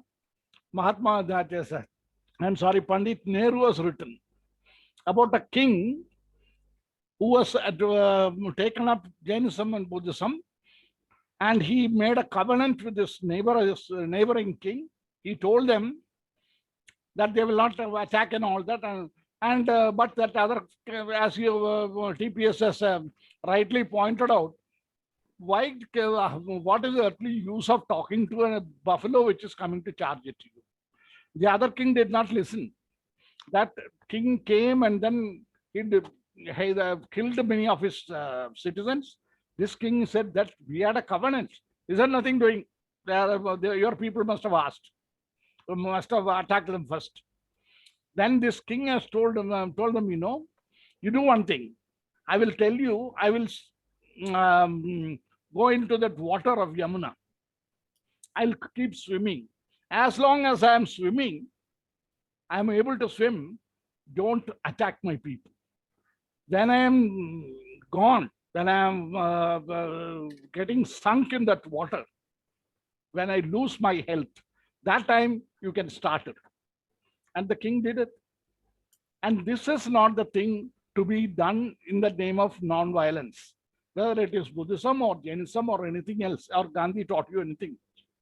This has to be, as you have rightly pointed out, you use your common sense. When we have told about, rightly pointed out about the Kshatriyas like Bhishma, the Dronacharya, the Acharyas were there where were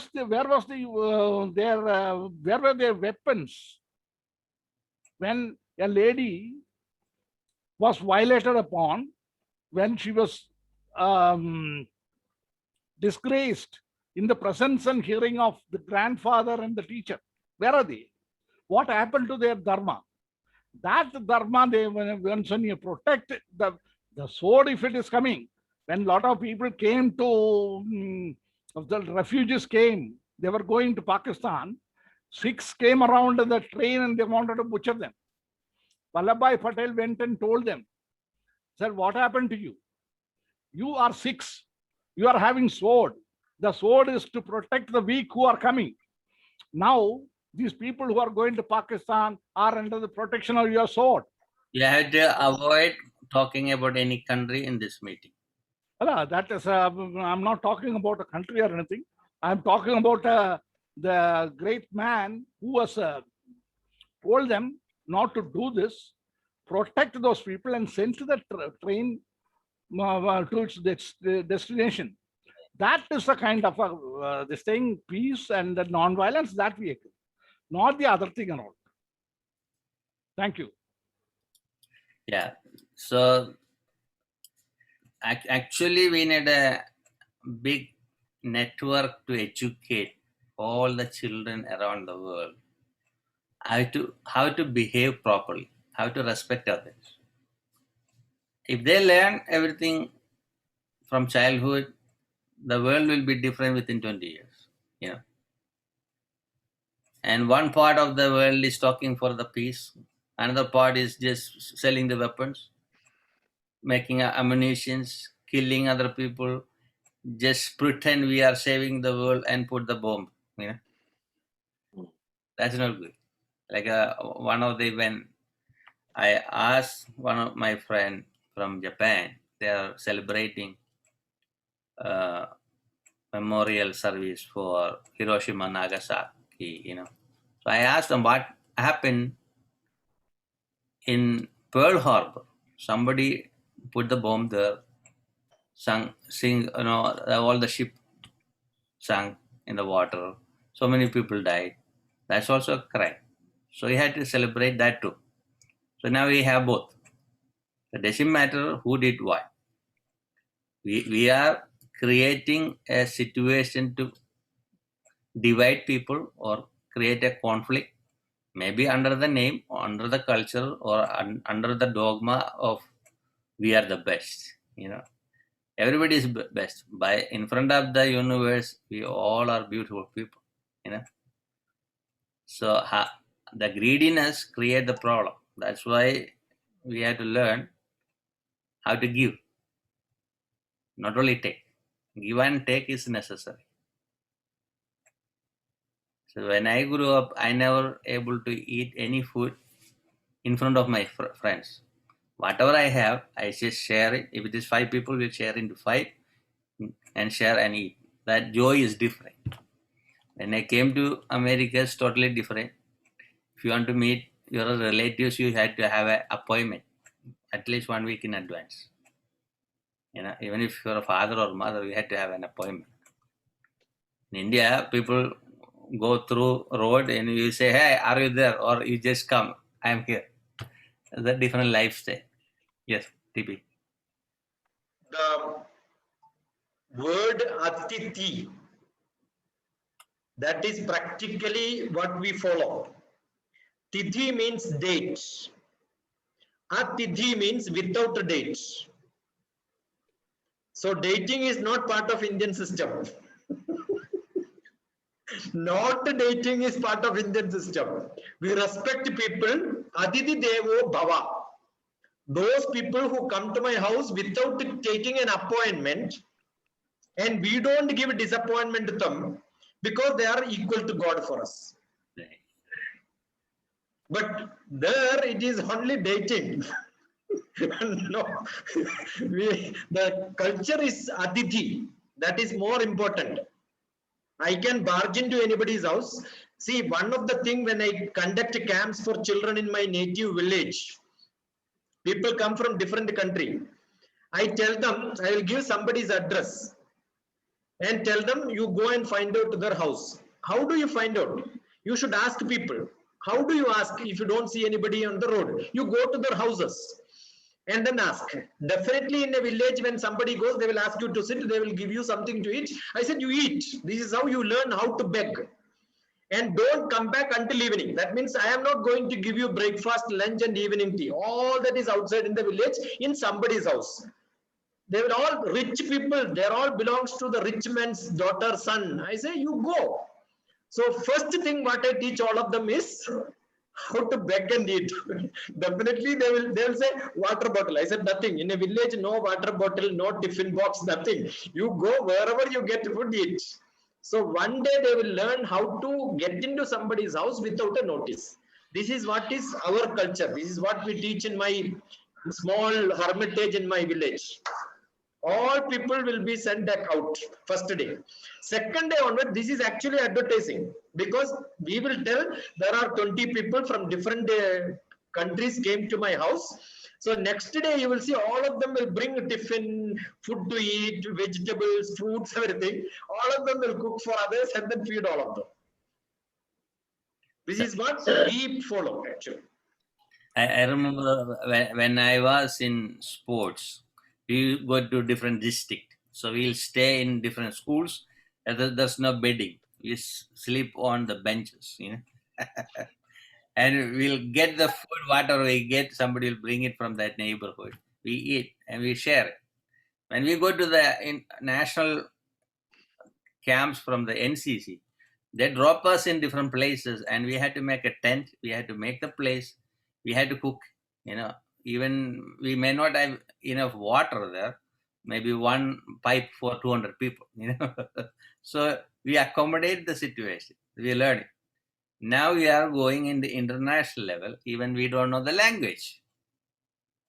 We look at each other, smile, nothing else. Right? This is a world, you know. But when we have this passion to interact with the people, even though we don't have the knowledge of the language, we are in harmony. It will happen automatically, you know.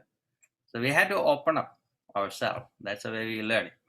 So I always suggest to people, good to have international, inter-cultural exchange camps. That's the one TP is doing. People come and learn about it, you know. Then they get the idea, oh yeah, this is great. Otherwise, we don't understand about other culture. We don't know the life of the globe. You know, globe is totally different. We think globe is a flat land. Globe is not a flat land. It's a globe. So you had to go around. Sami Bua travel across the globe 90 times. He said, each time I learn something new. You know, we meet a friend 100 times. Each time we learn something from our friend. Nothing permanent in the same way. Then one thing I learned from my life, a friend is an enemy for tomorrow. If enemy is a friend for tomorrow, it can flip anytime. So keep the distance, give the respect. Once you finish your duty, just leave the place. Don't stick with it. Yeah. Any work we do the work and leave. Whatever result coming, it will follow us. When our Sami from Himalaya said, oh, Dileepji should get the award. I'm not doing for the award. I have the passion. I do the work. In between, people give different certificates, different awards. Okay, that's take it and put it in my room. From first grade, I'm getting this, you know. That's fine. But our work is totally different. When you do work for a cause, when you do a work for an aim that, oh, I have to get this from that person, that's a wrong attitude in selfless service. When you do maximum selfless service, it will create a beauty in your behavior and your nature. If you are not enjoying that work, that's the worst thing you do. A lot of time people come to the ashrams, they want to do a seva, and then come with the certain idea, they cannot stand there. Within 1 month they leave. Even within 24 hours they leave. You know, like people come to Swami Bua, he give hard time in the beginning. That's a test dose. If they cannot overcome that hard days, they cannot stand. You know. So, anyone else to say?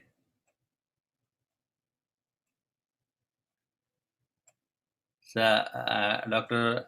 Vinamraji, so we have 2 speakers from Amity tomorrow, correct? Yes, sir. Okay, I'm going to fix the flyer. Ambassador is sending a message to me. I had to give to him. So, Sure. tomorrow's event, Ambassador Chowdhury will be the main person to inaugurate the event, and I know Congresswoman is supposed to be there, and Honorable Sujata Koirala, the former Deputy Prime Minister of Nepal, will be there, and Dr. H.R. Nagendra ji from Vyasa University, so they get more time, and all other speakers will be maximum 7 minutes, not more than that. So tight schedule, I have so many speakers, and of course I had to select some of you for saying some felicitations, you know, and see how it will, because I had to finish by 1 o'clock. Otherwise, a long thing. And make sure when other people are speaking, do not interrupt, because the high officials. So I give permission to Gabriel. If people misbehave in the event, you can give warning and remove them from the program. Because very high officials, I don't want to get a black mark on my event. Once I had a experience, you know. So of course, in the last part, we'll open up for everybody to say a few words, maybe less than a minute, you know. And we have other days to speak. We try to accommodate maximum people to speak, you know. And sometimes I select people because there's a recording I want to use for the public use in the future. That's why you won't see who is in the system. When I collect some people to ask questions to record, I need those recordings, you know. So, Dileepji, I just wanted, we missed that suggestion of Dr. Rani, who was mentioning the school academics, we need 1 period calendar and all that, right? Actually, NCERT has got a beautiful book on yoga, which is prescribed for 9th and 10th class. But I have gone through that. It is so bad sometimes. I don't think any teacher who is not well into that. See what happens in most of the schools, they will assign this and they have to grade them, give them mark. For everything is a certification program, right? So it's like not a good cook spoils the porridge, right? So if somebody loves yoga, that will also end with hating that. The same book contains 9th class, 10th class syllabus together and says first part has to be in 9th, second part has to be in 10th. I think somebody will have to relook at it and then write it, not as an academic activity, but mix of all these concepts. It doesn't have that. It only talks about a major portion, only yogasana, because the modern yoga is what is put, not even history of yoga as it is. Most of the people, when you give this academically, if you do a mistake, it's a bigger mistake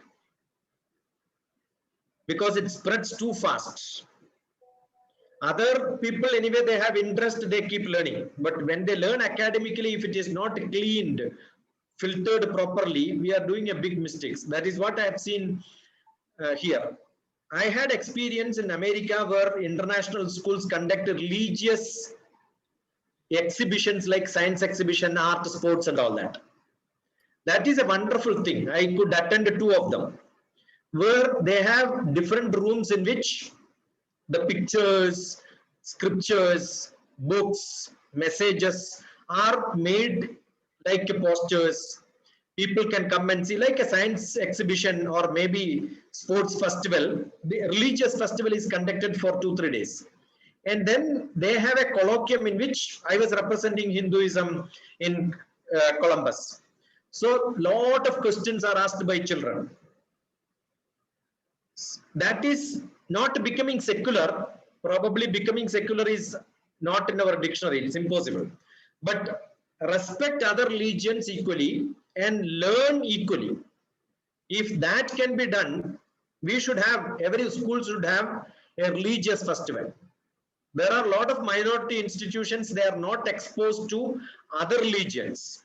So they become blind. They don't even open up. So I think this should be one of the academic activity which is happening at different levels. For example, every engineer is supposed to learn environment science. That is because we had environment 2 became too hazardous. I was teaching environment science in engineering college. So similarly, we should have spirituality, all the religious practices being taught by probably some people, not like daily curriculum where teachers will teach. If teachers teaches, it may not be very good. We need the respective experts coming and teaching. Otherwise, one teacher will learn all the religious practices. I am sure that is going to be like adding all the masalas together, which is not giving a real porridge. That is what is probably something which we should start at least in schools where we have got an influence. That's what is to be done. It's a suggestion because madam was suggesting that we should have one period like an academic activity like sports. No, we don't have B.Ed, M.Ed teachers who have been trained in sports. Like we don't have somebody who trained in religion in different. Otherwise, every BP.Ed is trained in most of the sports. Do we have such a religious person who is trained in all the religious? I will not be. Somebody asked me, why are you talking about only Hinduism? Because I said, by mistake, my parents happen to be Hindus. It's not, and I cannot speak a different language. Though I tried my level best to learn little bit of Quran and maybe Bible. I am not that eloquent. And Jainism is, yes, more secular, but still that secularism is there in Jain. But whether Jains people have it or not is a big question. Similarly, Christ never popularized Christianity. No. See, the messenger is somebody different and the followers of messenger have got a different word. So these messages, when we learn, if we are not trained properly, we will make a lot of mistakes. We will dilute it. So academically, teaching religion is like academically we are teaching medical science. Unless we get educated in medical science, we will make a lot of mistakes. I just wanted to make a comment to that. Even in our seminaries, I see this one because we teach different theology. And when it is coming to the practical sense, you see, give them hard day or hard homework to do, and they will piss off within seconds. No, I know. See, there is a place here, Red Hills, where the fathers in different Christian belief systems are training people in their religious practices. But 1 week they will come to Ramakrishna Mutt to learn Hinduism. So what do? Is we have got at least 1 week multiplied by 6 hours. 30 hours we teach them what is Hinduism. But they are not appointing their teachers to teach. That will not work. So I remember when I was talking about the Bhagavad Gita and all, somebody comes and says, sir, my hair is raising. I said, don't worry, your grandfather would have been correct. So this can happen. Everybody's goosebumps will come because they're in the DNA and in the blood. Nobody can help it. This is the thing I'll say. If somebody behave nice around the globe, it is a great blessing for that person. People go through different difficulties in their life and they have a revenging mentality and it will create a problem. So I have attended most of the churches. I go to mosques. Whenever I go to Gulf, I will see, I attend mosques. Indian mosques are not open for all of us, but Gulf country mosques are open. So I keep going there. I attended different churches. 2 years back, these days, I was there in the church in America teaching Bhagavad Gita. All Sunday sessions I was also part of Sunday sessions, and you can see where we had a good dialogue between, I called it was in Indiana state. So I named it as India Now. And that was the title, the bridge to India Now. And we had a good dialogue. it was a mix of both. So I'm sure we should have a lot of such mix. So I also learned, I will also share my knowledge to others. Dialogue is must. And sometimes we ask religious people to chant other religious hymns or songs or mantras, and you see how frustrated they are. But the other day we had beautiful songs. That was really wonderful. From the Europe. All the Shanti mantras and all were beautifully sung. I wish we have few people who are ready to learn. We should have few sessions in which we will teach these chantings and all that. Yeah, we will.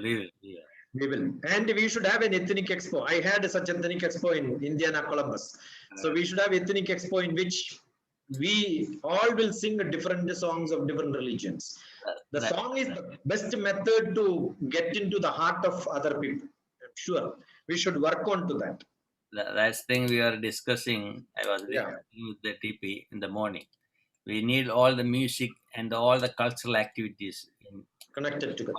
You know, and people can body is moving, everybody's body is moving. You know. Very important. Music, creativity, and yoga. This is the main magnetic power that easily can bring in all the children, all the youth. Yesterday I enjoyed your magic. I also do that. I must have met more than 5 million students in my life. Almost the equal number of teachers. It is very difficult to grab attentions of teachers. So you do some magic, lot of activities. Yes. That is how to grab attention. I do that. Yeah. Thank you. Good. So we'll focus on tomorrow's event, and we'll keep same link. We keep the link. So whoever joined there, immediately you can enter in the program.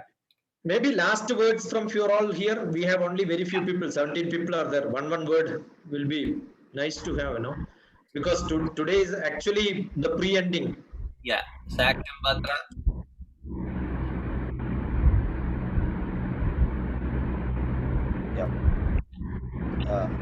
Greetings to all. Okay, so let me just speak about something I've learned. One primary learning I've had over the past the duration of this program.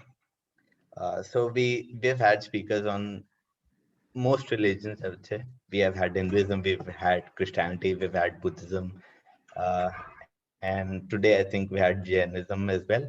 So yes, I mean there are differences between religions. Two concepts are different. Maybe the way of communicating them is different, but the core message is of all religions. This is my opinion.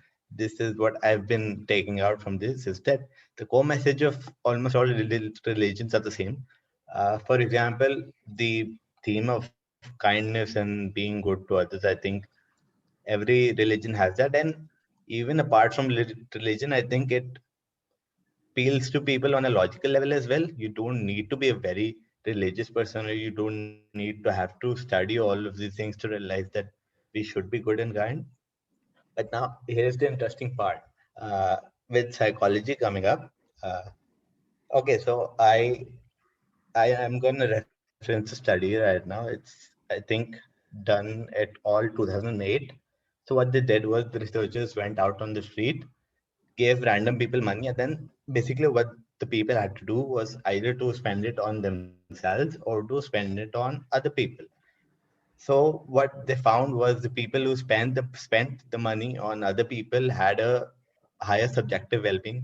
So I think now we also have scientific evidence that being kind and good actually makes us happier.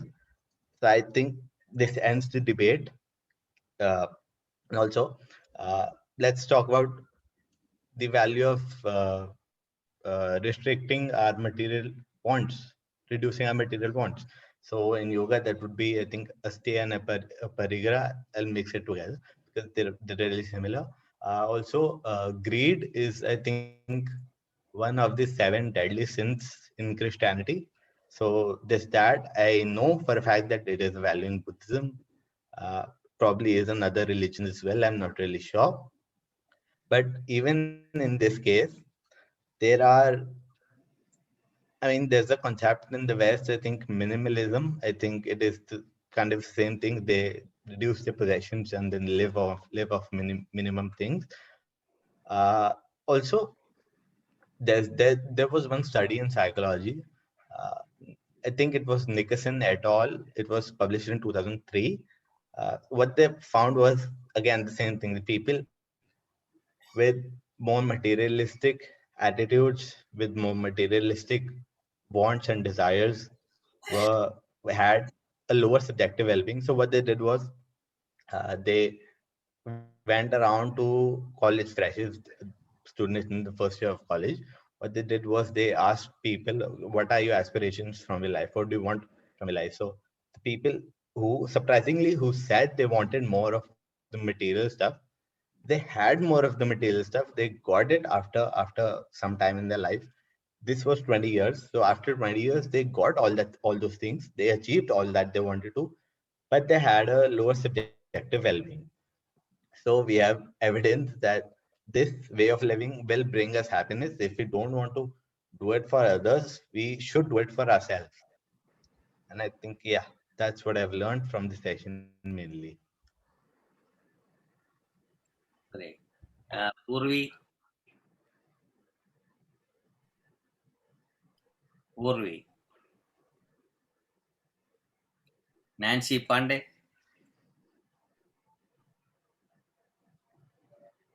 Nancy Pandey. Yes, sir. Am I audible? Yeah, yes. Okay.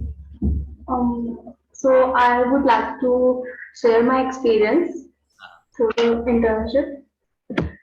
So this internship provides me a valuable experience, and I have learned so much and will forever be grateful for the experience. And I learned more than I have expected. This is the best opportunity for me to learn the different knowledge about yoga, music, and dance at the level of global level. And there are some speakers who describe yoga very beautifully, like Dr. PPS sir and SR Bhatt sir and Jotin Dave sir and Kapil sir and many more. And Dr. PPS sir described Bhagavad Gita very beautifully, and it's understandable for me especially. And there are some guest speaker also explained the definition of yoga very beautifully. And so I'm thankful to my teacher, Dr. Vinam Sharma sir. He gives me opportunity to attend a virtual mode internship at global level and meet virtual to attend different great speakers to all over the world. Thank you so much, sir, and thank you so much, Guruji, and respected all speakers. Thank you so much for giving me the opportunity. Okay. Divyanshu Tapa.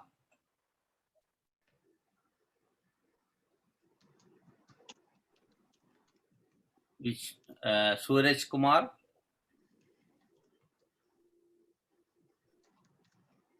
Divyanshu Tapa is going to speak. What happened?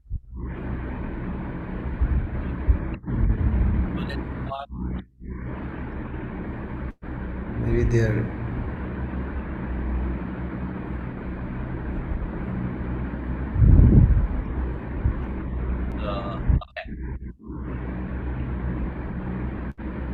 Okay. Tapa.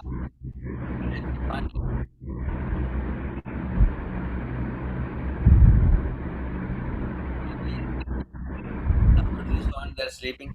There is a voice problem, I think. That voice problem from Himalayas. Yeah, I think if somebody want to speak, they could speak. That could be better. Correct. Because when, yeah, I think the light millennium. Yes, Guruji, thank you so much. It's been really great pleasure, especially to hear from the experts and religious leaders. One of the prior speaker mentioned about the experience, Indian experience. One thing I really like to share with you all, I'm sure most of you had that unique experience. when I was in last time in India in December 2019 for the Anurat Global Organization's 10th International Conference on Nonviolence Peace Action.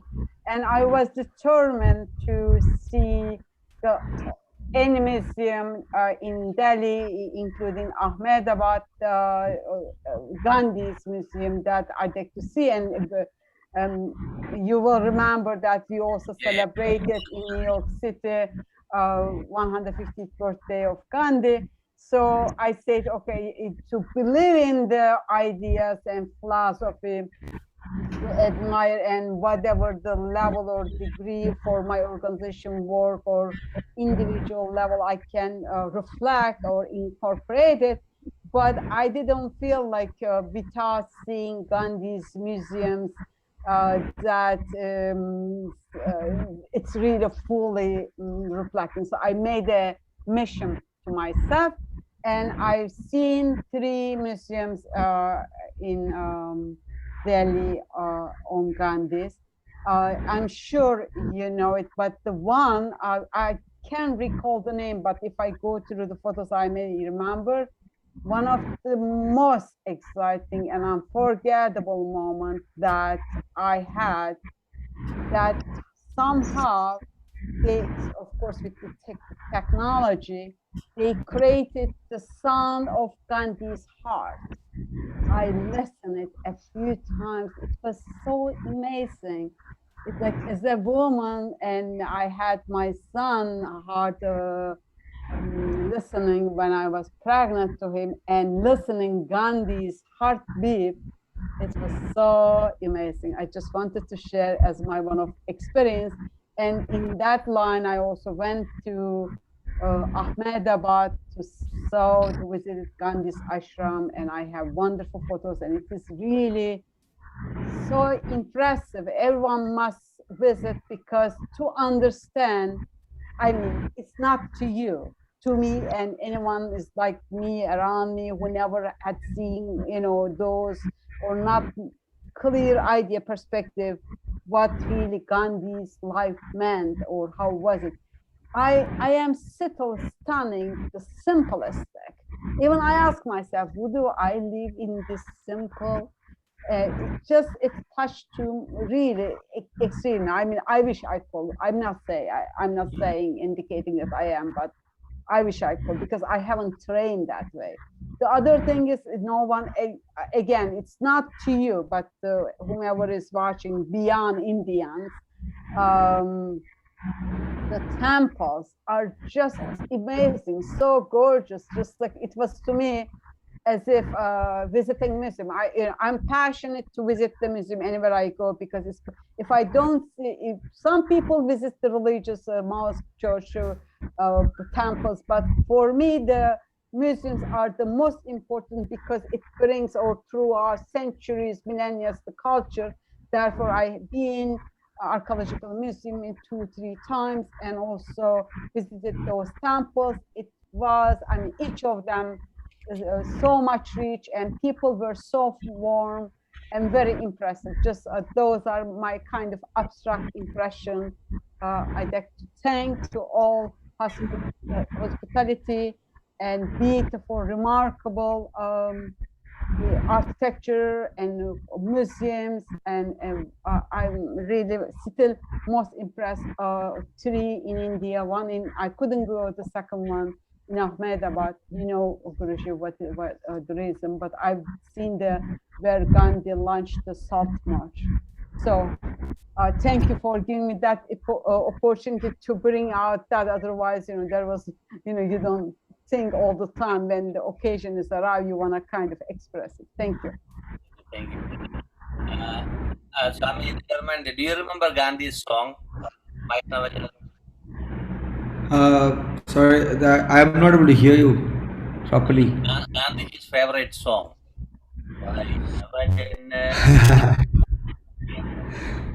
Vaishnava Janato. Then we will have a question whether it is a changed version or the original version. Original. Second one, There is a great joke. Make it very light and a joke, right?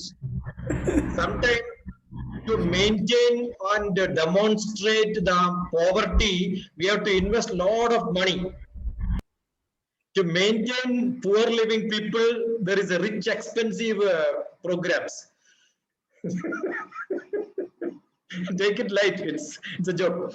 I think American people, most of the best libraries have got maximum number of books on Mahatma Gandhi. I have not seen such number of books for any international leaders other than Mahatma Gandhi. Corners are there in American libraries. So I had a question and I was investigating why America has got a maximum number of books on Mahatma Gandhi. And the reason is, in 1970s, India had a food problem. Sufficient food was not available. We got wheat from America. And what we had sent back to America was most of the books. And one of the best books which we printed in large number was our patriotic leaders and their life stories. But one of the book which everybody has to read probably is Bharatiya Vidya Bhavan published Gita, My Mother, which is written by Mahatma Gandhi. Second book on Mahatma Gandhi's doctor wrote a book that is The Law of Health. Pick it up and read. These are two good books which I suggest.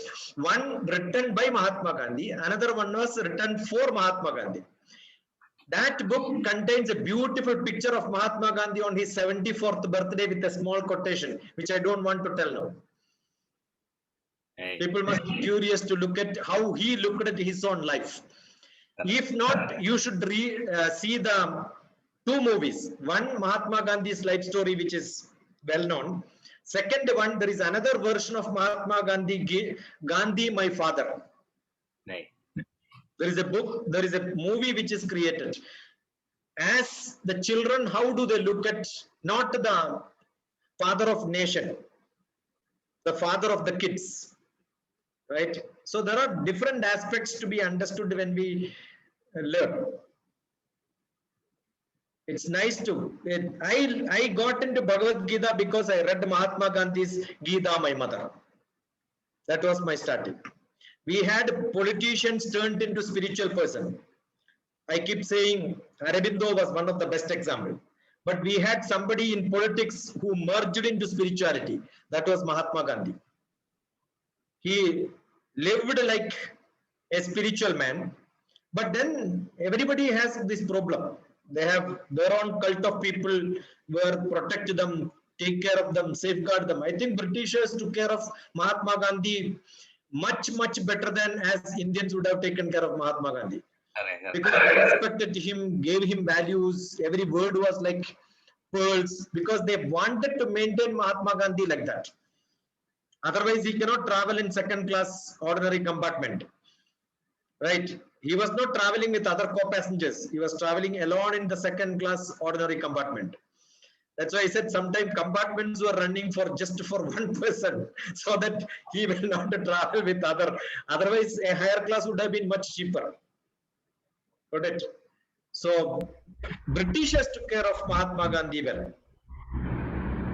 because they wanted him as the forerunner. They know it is non-violence, so that they know they could do many things. The real picture, Jallianwala Bagh, I made some talks of Shashi Tharoor in different places and then put a Jallianwala Bagh small strip. I got calls from those people who suffered during that just because of that video. On the ground, what happened, if you want to know, not go to museum, you must go to Jallianwala Bagh. Right. That's where the real action happened, right? So there are a lot of unwritten stories. India is never good in writing stories and histories. Histories and stories are not on the top people. There are people who are there. Nowadays, beautiful movies are coming from different aspects. Right. There are Very, very good cinemas in different languages coming. Those people who took part in the, even we have got beautiful songs from Kerala. Right. Right, we have got revolutionary people, social revolution, spiritual revolution, religious revolutions. Everything happened parallelly. It was nice. It was nice. Yes, social changes happen. Anand was very involved. Chatambi was very involved. Yeah, that's what I'm saying. I was Ayangari thinking about was all. very involved. And when you look at the other leaders in India, The religious discussion between Srinarayana Guru and Mahatma Gandhi. correct. That was a beautiful one. When Mahatma Gandhi came to Travancore king, he was a king, and he was served with water, breakfast, everything. And the king was in dialogue. King doesn't have the decorations. He is a white clothes with a white shirt, no ornaments. Then later, before Mahatma Gandhi could live, Mahatma Gandhi thought he is the simplest man in the world. And then he asked, I want to meet the queen once to say tata bye bye. Then the king said, she was the one who served you breakfast. He himself said, oh, there are people much simpler than me in the world. Being a king, they are serving breakfast for the guests. Right. So there are a lot of beautiful stories around which are undocumented sometime in the way it is to be documented. Good, nice, we had good dialogue. Thanks to Guruji for these jewels of discussions, which otherwise I am a person who never attended webinars, seminars, dialogues, discussions. Just because of I was dragged inside, but then I couldn't stop. Thank you. We are happy it happened. We are happy that you were dragged somehow. Pleasure is all ours. When a magnet is attracting another magnet, you cannot escape. We are not on the extreme different poles anyway. Poles necessary. No, if it is always same pole, that's boring. I'll tell you one story. Last year, like 2019, we had an event in Kerala. So I went there, and during that trip, we went to the Travancore King's Palace, and Thambiraddi invited for a coffee break. So we went there. So her assistant came and said, "Oh, she wanted you to sit in a chair." I said, I can sit anywhere. No, there's a particular chair you had to sit. So I didn't understand, I just stood there because I don't know what is it. Sometimes people make fun, when you sit, you'll just go down. So, then she came, that chair only for you. I said, why? Oh, there's a story behind it. It's like a regular wooden chair, I sat there. It's a very low chair. You sit comfortable. I said, when Sami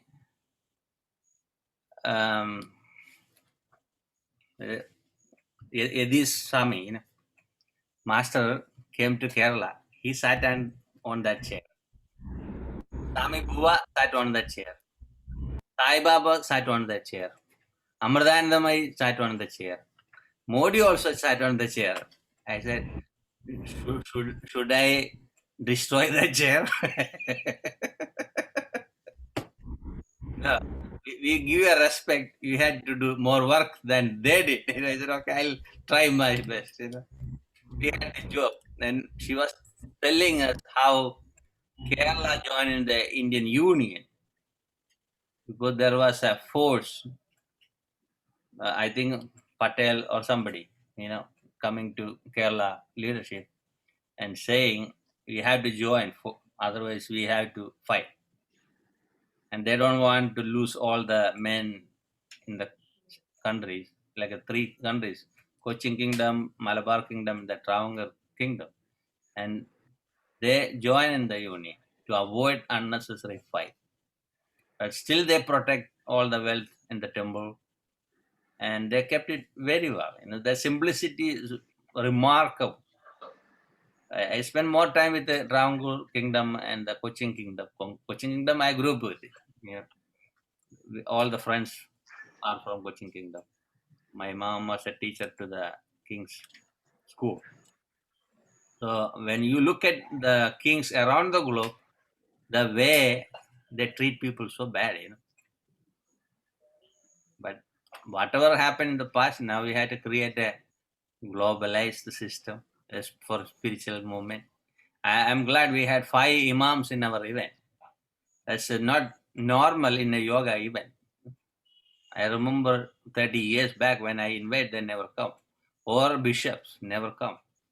Or any other religious. Now everything open up, So I know the world is going to change through our simple activities.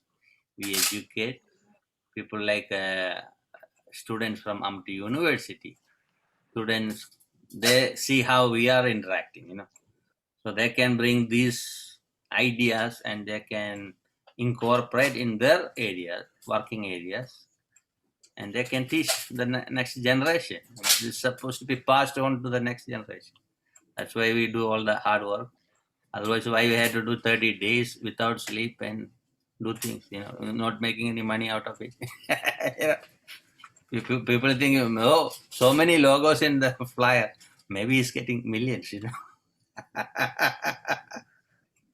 That's why people think, Anyway, I'm glad we are here. It was a beautiful 29 days, singing, dancing. So I'll ask Gabriel to sing a song, Gabriel. People are waiting for your budget. Guruji, I know only the first part of the song you asked me to sing. So I don't know the whole song, but the only first paragraph of that song, if you want, I can sing.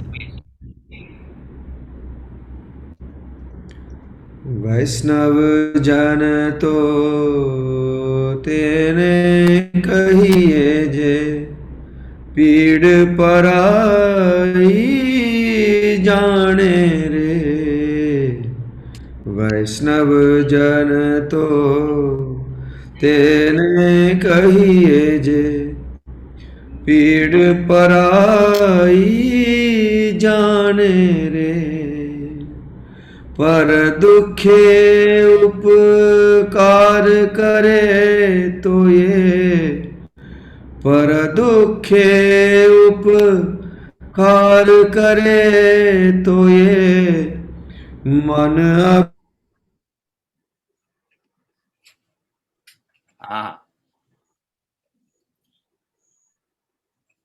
Something happened to his line.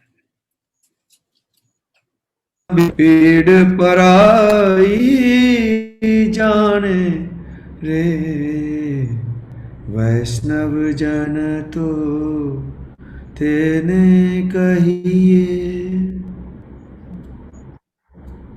That's good. At least that much. Gandhi's favorite song. Gabriel. Hallelujah, Gabriel, one budget. Yeah. Namaste. Namaste.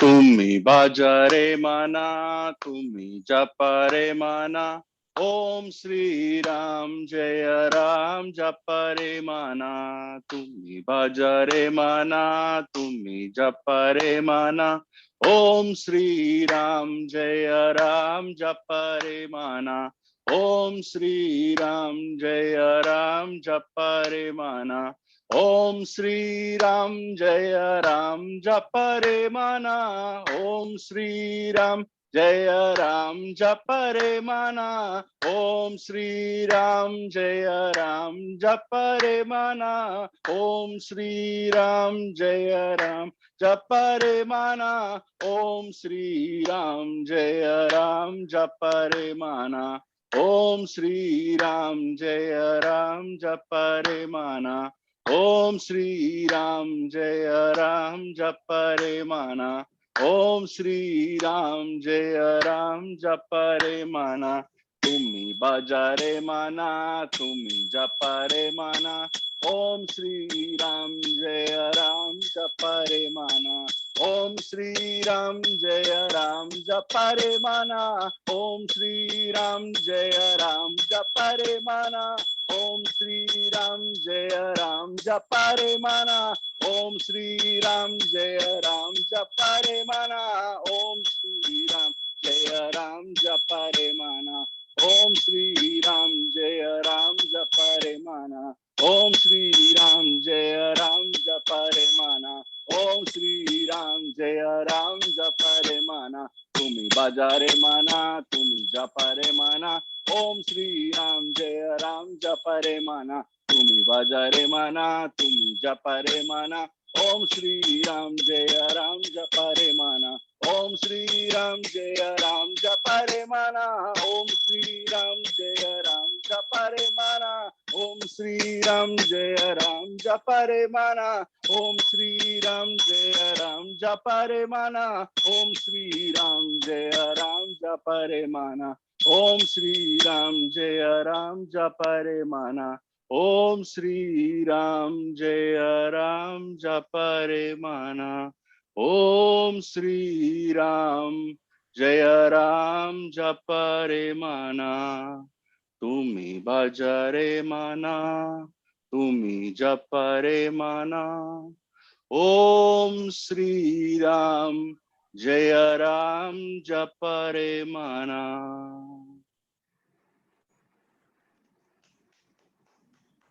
Made 13 songs.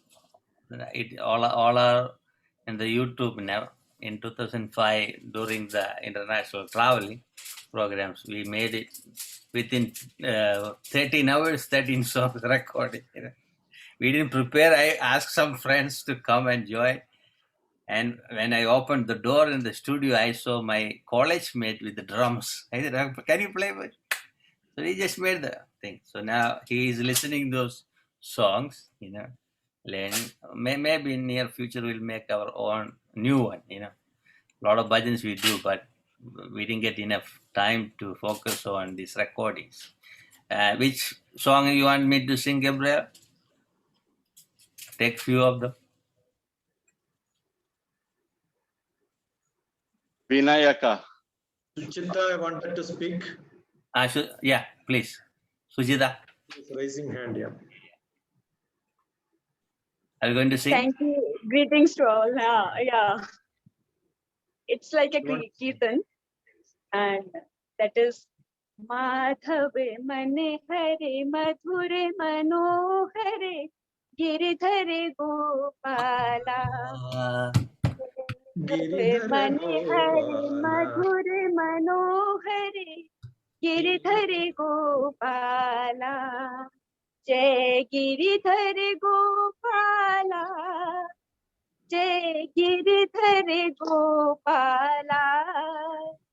Jai Giridhare Gopala.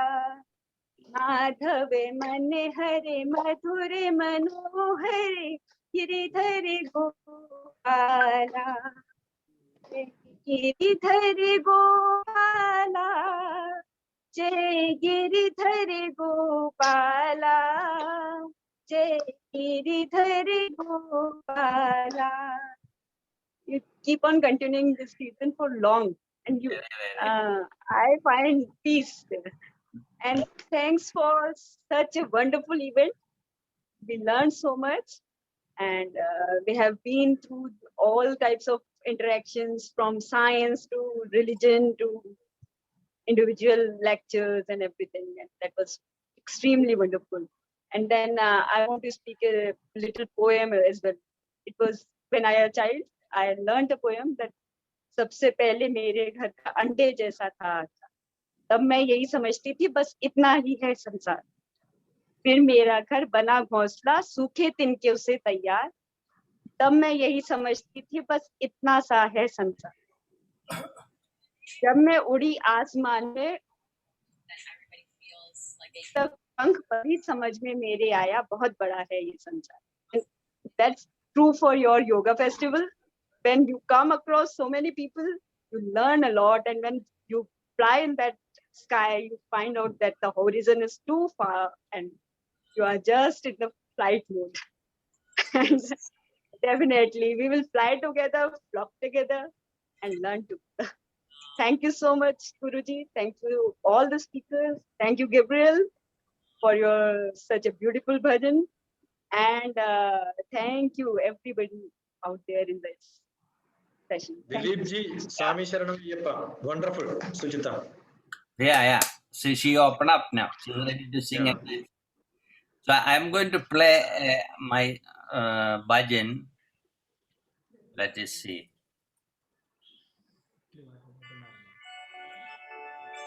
Vinayaka, Vinayaka, Vinayaka, Vinayaka, Vinayaka, Vinayaka, Vinayaka, Vinayaka, Gauri Putra Vinayaka, Gauri Putra Vinayaka, Gauri Putra Vinayaka, Gauri Putra Vinayaka, Gajanana, Gajanana, Gajanana, Gajanana, Gajanana, Gajanana, Gajanana,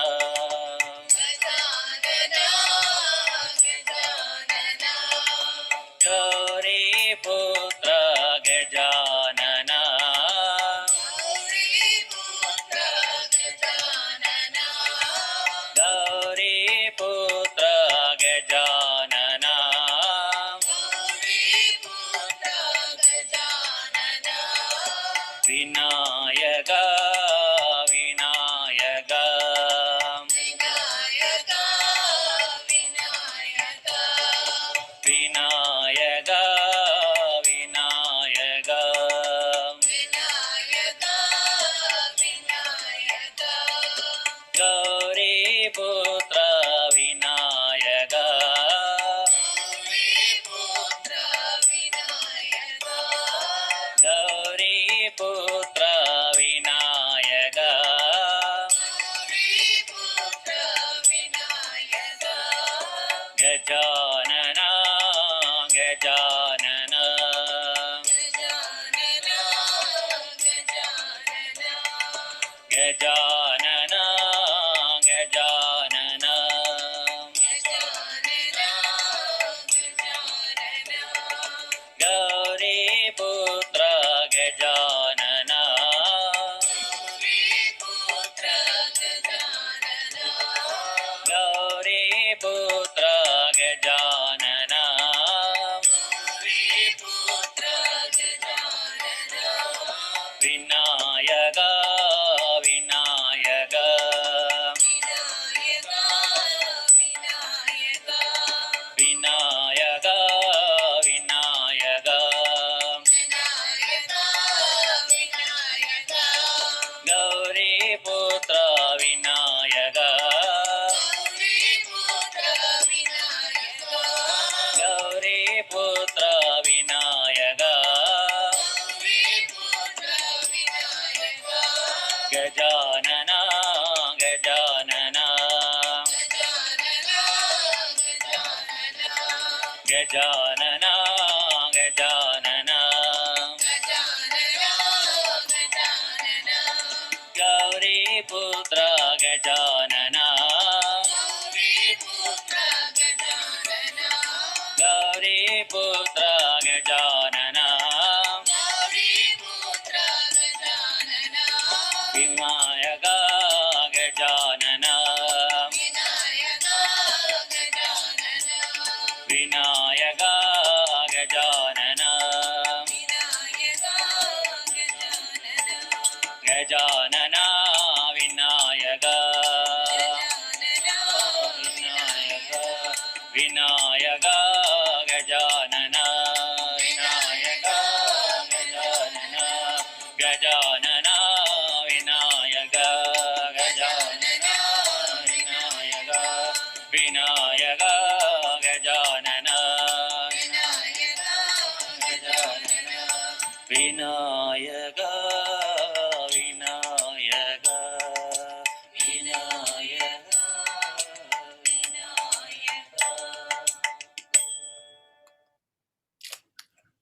We made simple, only few lines, so people can learn easily and they can go to the ecstasy because that speed, and they don't have to think about the different words.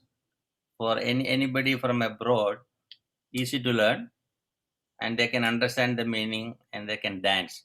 Usually when we have international conferences, the last part will be a dance. They will sing and hold their hands, and they'll do a dance in the circle. Even at the church center of the United Nations, always we have the drumming and singing, So not only just have some exercise, we'll celebrate our life, that's the way it is. So I'm glad we are going to wind up. It's already 12:45 here, and preparing for tomorrow's backdrops and everything. Little long way to go. I'm glad we have all joined together. We'll continue our work tomorrow, and be prepared. Those who are the partners, I'll call you or send a message very soon. Okay. Thank you. Thank you. Namaste. Thank you, Guruji. Thank you so much. Thank you so much. Thank you, everyone. Thank you, TP. Thank you, Guruji. Thank you, everyone. George, you want to say anything? നന്നായിരിക്കുന്നു ഇന്നത്തെ programme. എല്ലാവിധ അഭിനന്ദനങ്ങളും എല്ലാവിധ positive എനർജിയും. I send my positive energy to you and your whole work for the universe, and the love you are giving to the universe, and more healthy, and I wish you more energy to serve the universe without any priority. Hey, thank you. And Shamrada, few seconds, you can say something. So you are the person who didn't get the chance to say. Vishwamitra. Namaskar to everyone. Now we come to end this another successful day. Of course, just doesn't just go like that, because of the great untiring effort of Guruji, make this program another successful program and great program. And I have to say my piece because I am not maybe able to say my piece tomorrow because it's a grand last day tomorrow. So hearing all these speakers saying all their subject in their up there on their authority, sharing wisdoms and Asian knowledge. If I am a student of religion, questioning the rise, what to do, whom to follow, because of all this, because this is mental indigestion. You have to assimilate. This is a wisdom. This is a great what you call this knowledge. So maybe what we can do is just like the great Patanjali did.